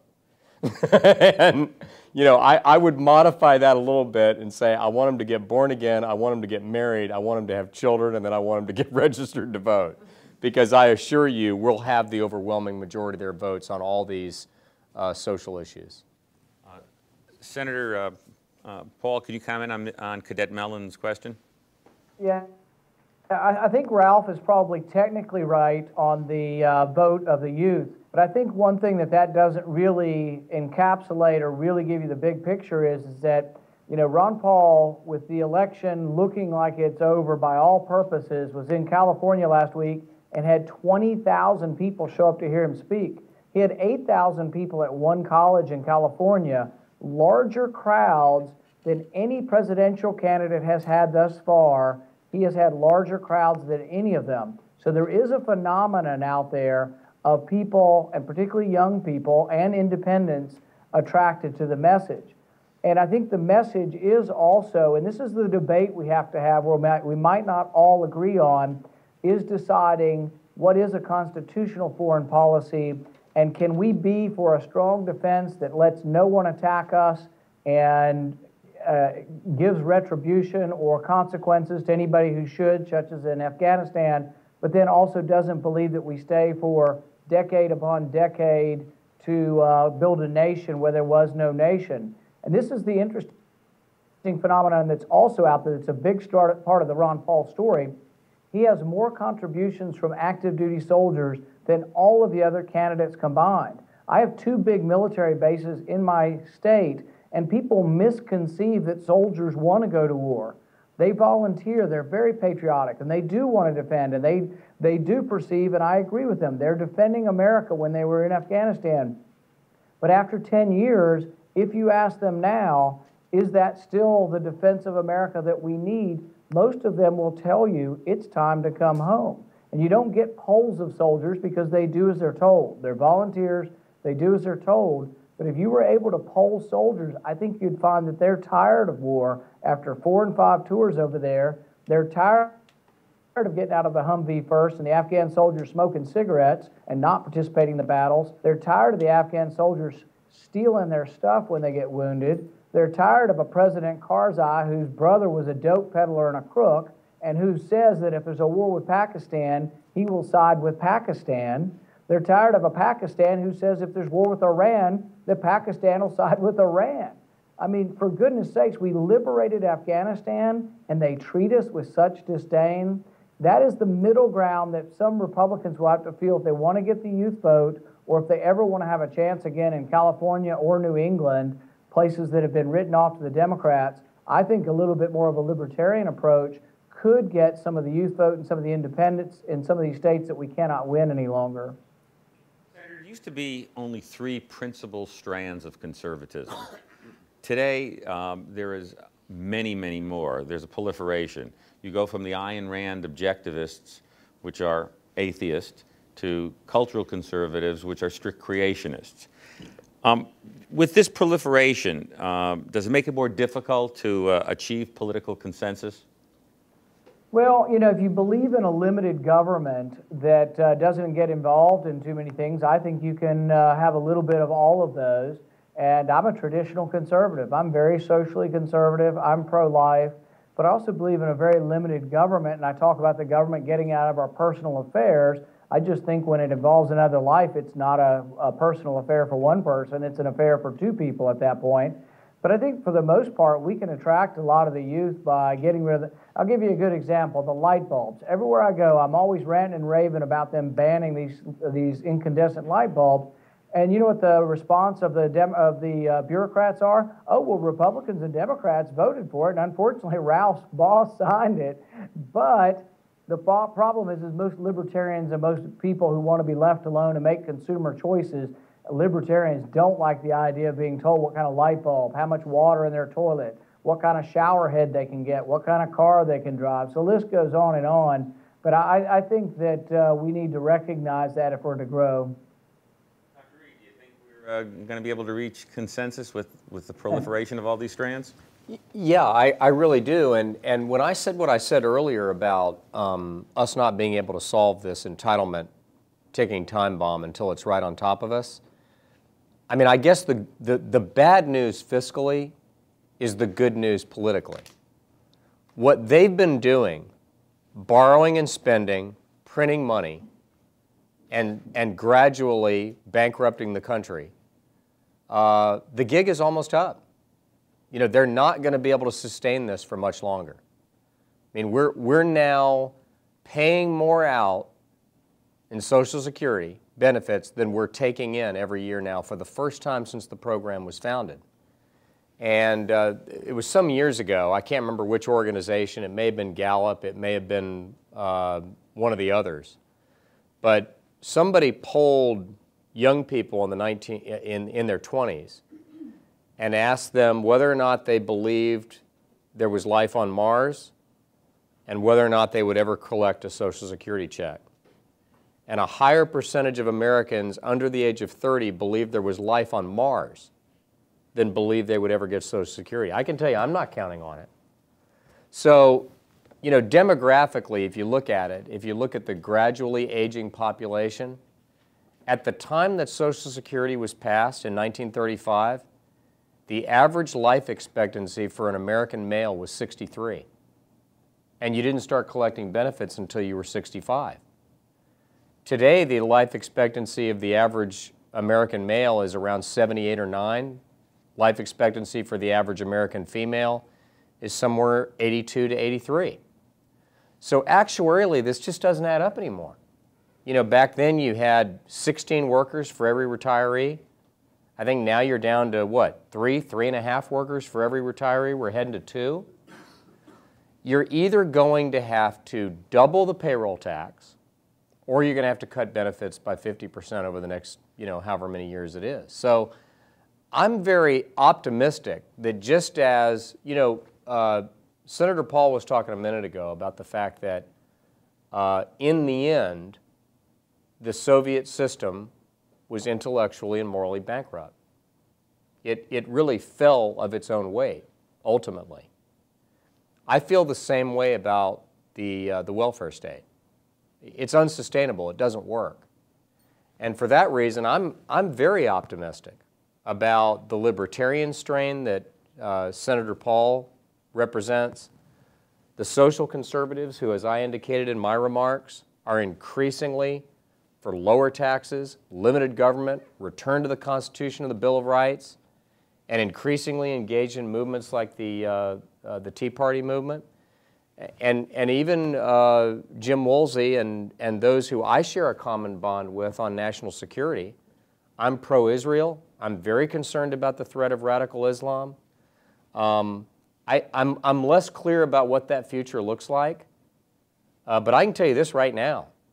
Whether you're libertarian, you're Christian, Jew, Muslim, or a devout, faithful Catholic, or whatever you are, wherever you come from philosophically, do we think it's a good idea for Iran, which has called for wiping Israel off the face of the earth and says the Holocaust never happened?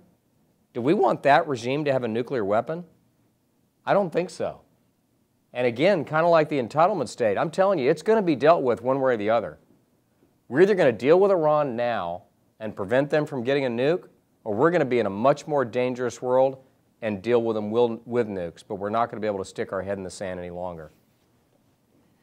I want to say briefly, I very much agree with almost all of what Senator Paul and Ralph said. I think that the really urgent thing on our horizon with respect to national security is Iran, and we simply have to keep them from getting a nuclear weapon. I think it's unlikely that this administration would use force. I don't have any real answer to how to persuade them to do so if it's necessary.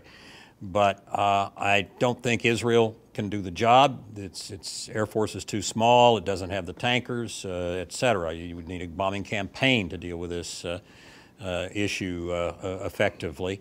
And there's only one Air Force and Navy in the world that can do that, and that's ours.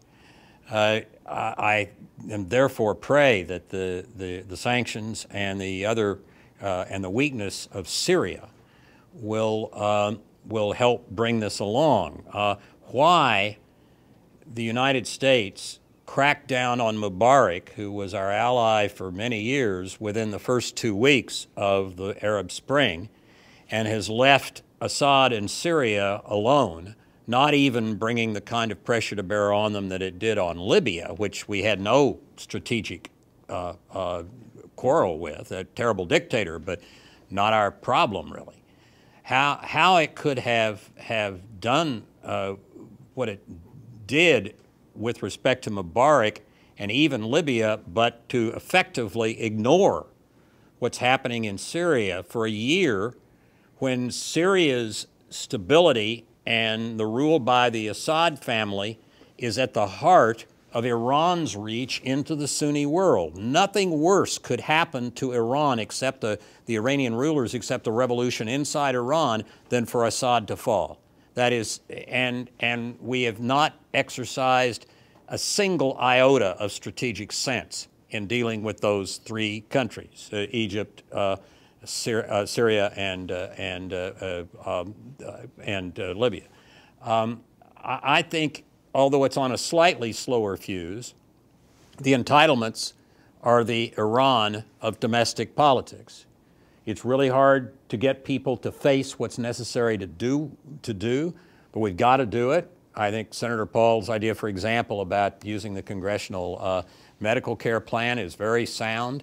There are ways to fix it, some of which he addressed, but nothing else is going to work out right from the point of view of our being able to pull together and meet some of the other challenges we have as a nation until we can deal with those major entitlements. And it is shameful that we aren't seeing anything coming from the other side of the aisle politically and the administration.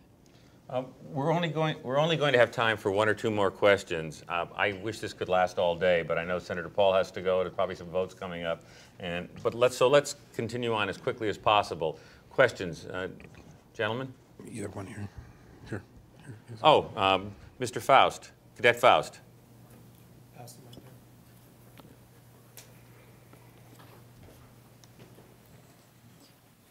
This is for the entire panel. How do we deal with the federal government regulating morality in the United States? With radical Islam, just like the Westboro Baptist Church, largely considered distasteful for different reasons.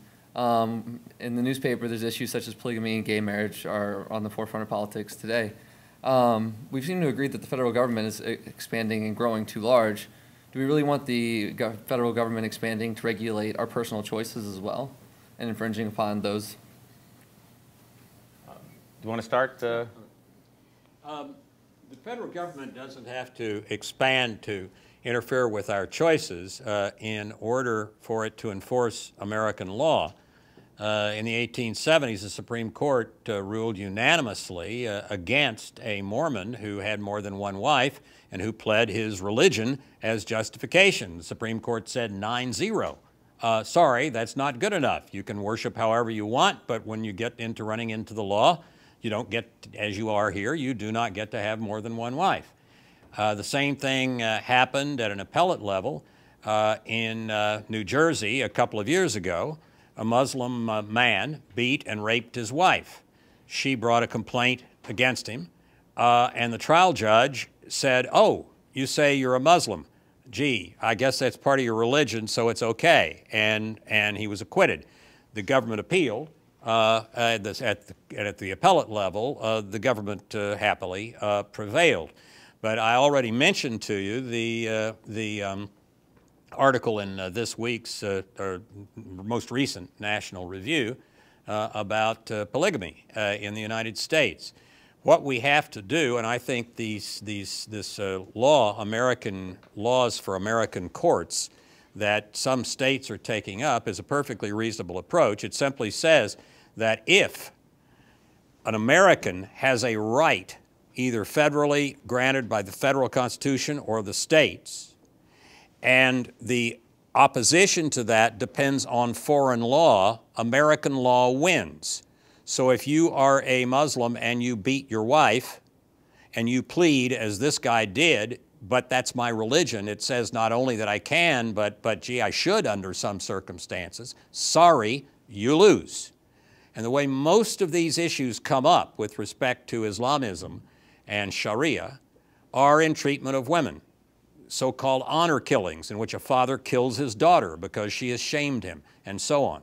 Those sorts of things, we don't need greater federal power to deal with that. We've got all the power we need. We just need to make sure that we exercise it.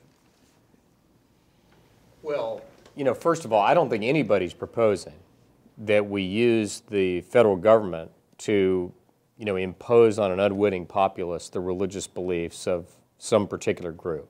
That's certainly not what I'm for. That's not what religious conservatives are for. I mean, I believe in the separation of church and state, but I believe in the separation of church and state to protect the church from the state, not to protect the state from the church. The idea of a disestablishment of religion was not invented by liberals, and it certainly wasn't invented by the ACLU, which wasn't even around then. The idea of the disestablishment of the church and keeping the church and government separate was an evangelical idea, and specifically a Baptist idea, especially in Virginia, where Anabaptists were forced to pay taxes to support the Anglican meeting houses that they didn't attend and whose theology they did not share. So if you want to know why you don't have the government involved in the church or vice versa, it's because of Christians. And I don't want, the government, which, doesn't seem to know how to run the post office, in charge of something that I consider to be pretty important, which is the message of the gospel. I think I would just say, though, with all due respect, I think the premise of the question is wrong. The rule of law presupposes that there's a moral code that is going to be enforced as a matter of societal consensus. That's baked into the cake, as Jim just pointed out. The question isn't whether or not you're going to have a rule of law based on a moral code. The only question is, which code? Is marriage between a man and a woman, as we've believed throughout the history of Western civilization, or does it have a different definition? Or, when it comes to things like the raising of children, who has the primary responsibility for that? Teachers and bureaucrats or parents? So these kinds of issues get played out, and some code of morality wins. The final thing that I would say is the biggest thing that I'm concerned about. I'm a heck of a lot more concerned about the government meddling in the institutions of people of faith than I am about people of faith getting involved in civic affairs. And there's no better example of this than the Obamacare mandate on religious charities and educational institutions and so forth. I mean, to require a Catholic hospital to ensure birth control and abortifacients for their employees is such a violation of religious liberty, and not just Catholic hospitals, but Christian colleges and universities, like Ohio Christian University in Columbus, Ohio, or Colorado Christian University in Denver. Most of these institutions self-insure. So it doesn't do any good at all to say, well, we're just going to order the insurers to pay for it, and the university or college or hospital won't have to pay for it. The insurer is the university or college or hospital.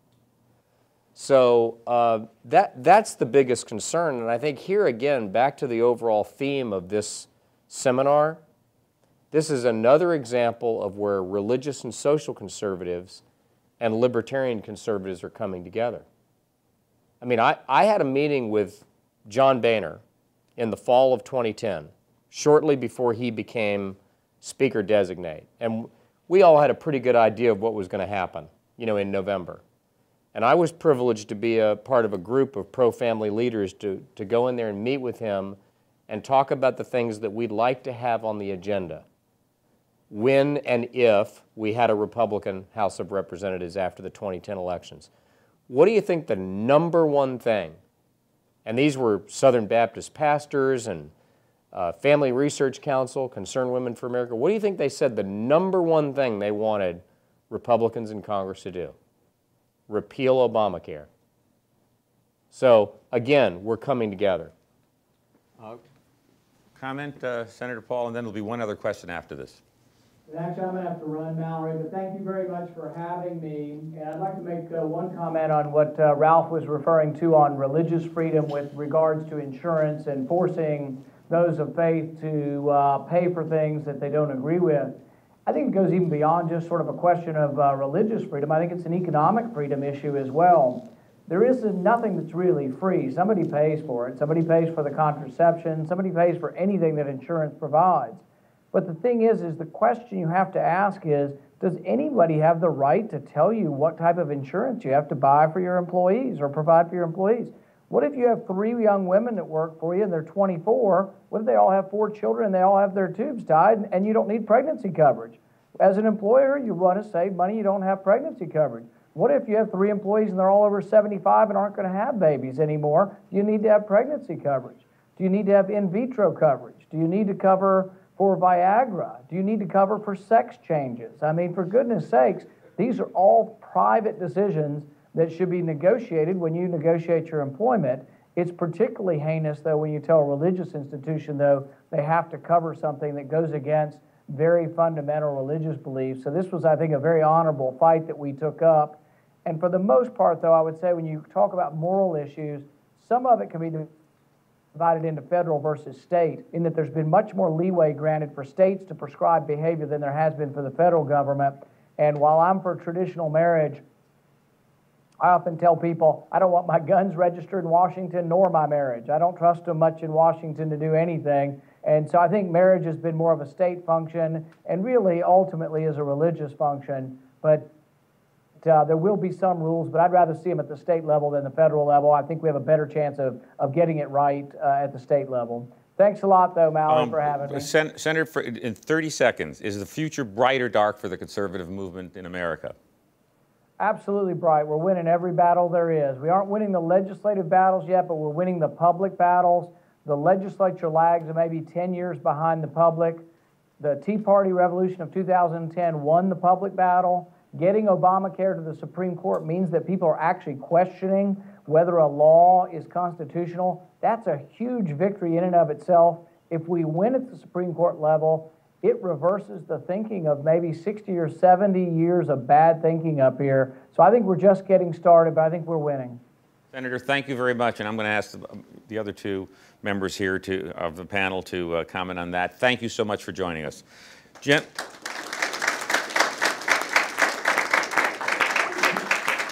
Gentlemen, is the future bright or dark for the conservative movement in America? Why or why not?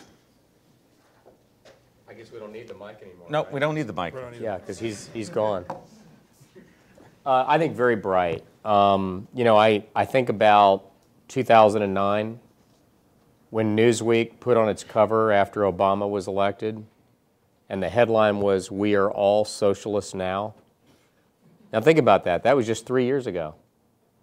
They were talking about the conservative crack-up, that we wouldn't recover from the damage done to the Republican brand for, you know, maybe a decade. And within 18 months after that cover story was written, Newsweek was bankrupt and was sold for $1. It's literally true, $1. And Republicans gained 63 seats in the House of Representatives, the biggest landslide in an off-year election since, I think, 1922. And what's most interesting, and I'm unfortunately going to date myself, because this is my 9th presidential election, is it wasn't just trading R's for D's. But I was there in '80. I was part of the Reagan effort.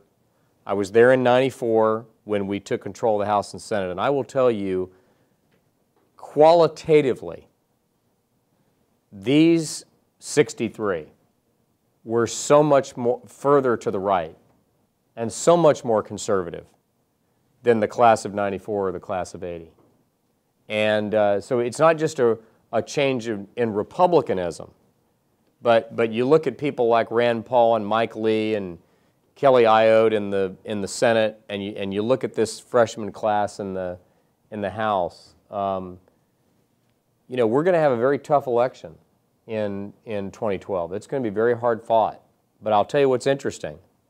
We're no longer debating about how much more we're going to spend. The debate in this election is going to be how much we're going to cut. That'll be the debate. And once you change the terms of the debate, things are beginning to move in your direction. Dr. Woolsey, final comment. I have a sort of a simple answer. I think the future for the conservative side of things is bright in the U.S. with one major qualification. Conservatives have to be able to convince the American people that they're for a strong America. And that means having adequate military forces and standing up for democracy. If they weaken on that, they throw a lot of people into doubt. And if they don't weaken on that, I think the future's quite bright. I want to thank all my panelists, Senator Rand Paul, who had to leave, Dr. Ralph Reed, Director James Woolsey. I mean, phenomenal panel, but most of all, gentlemen, I want to thank you for teaching me so much this semester. You, my class, have taught me more than I could ever imagine I would have learned, and I thank you, and I hope you've learned a little bit too about the conservative tradition in America. Thank you all.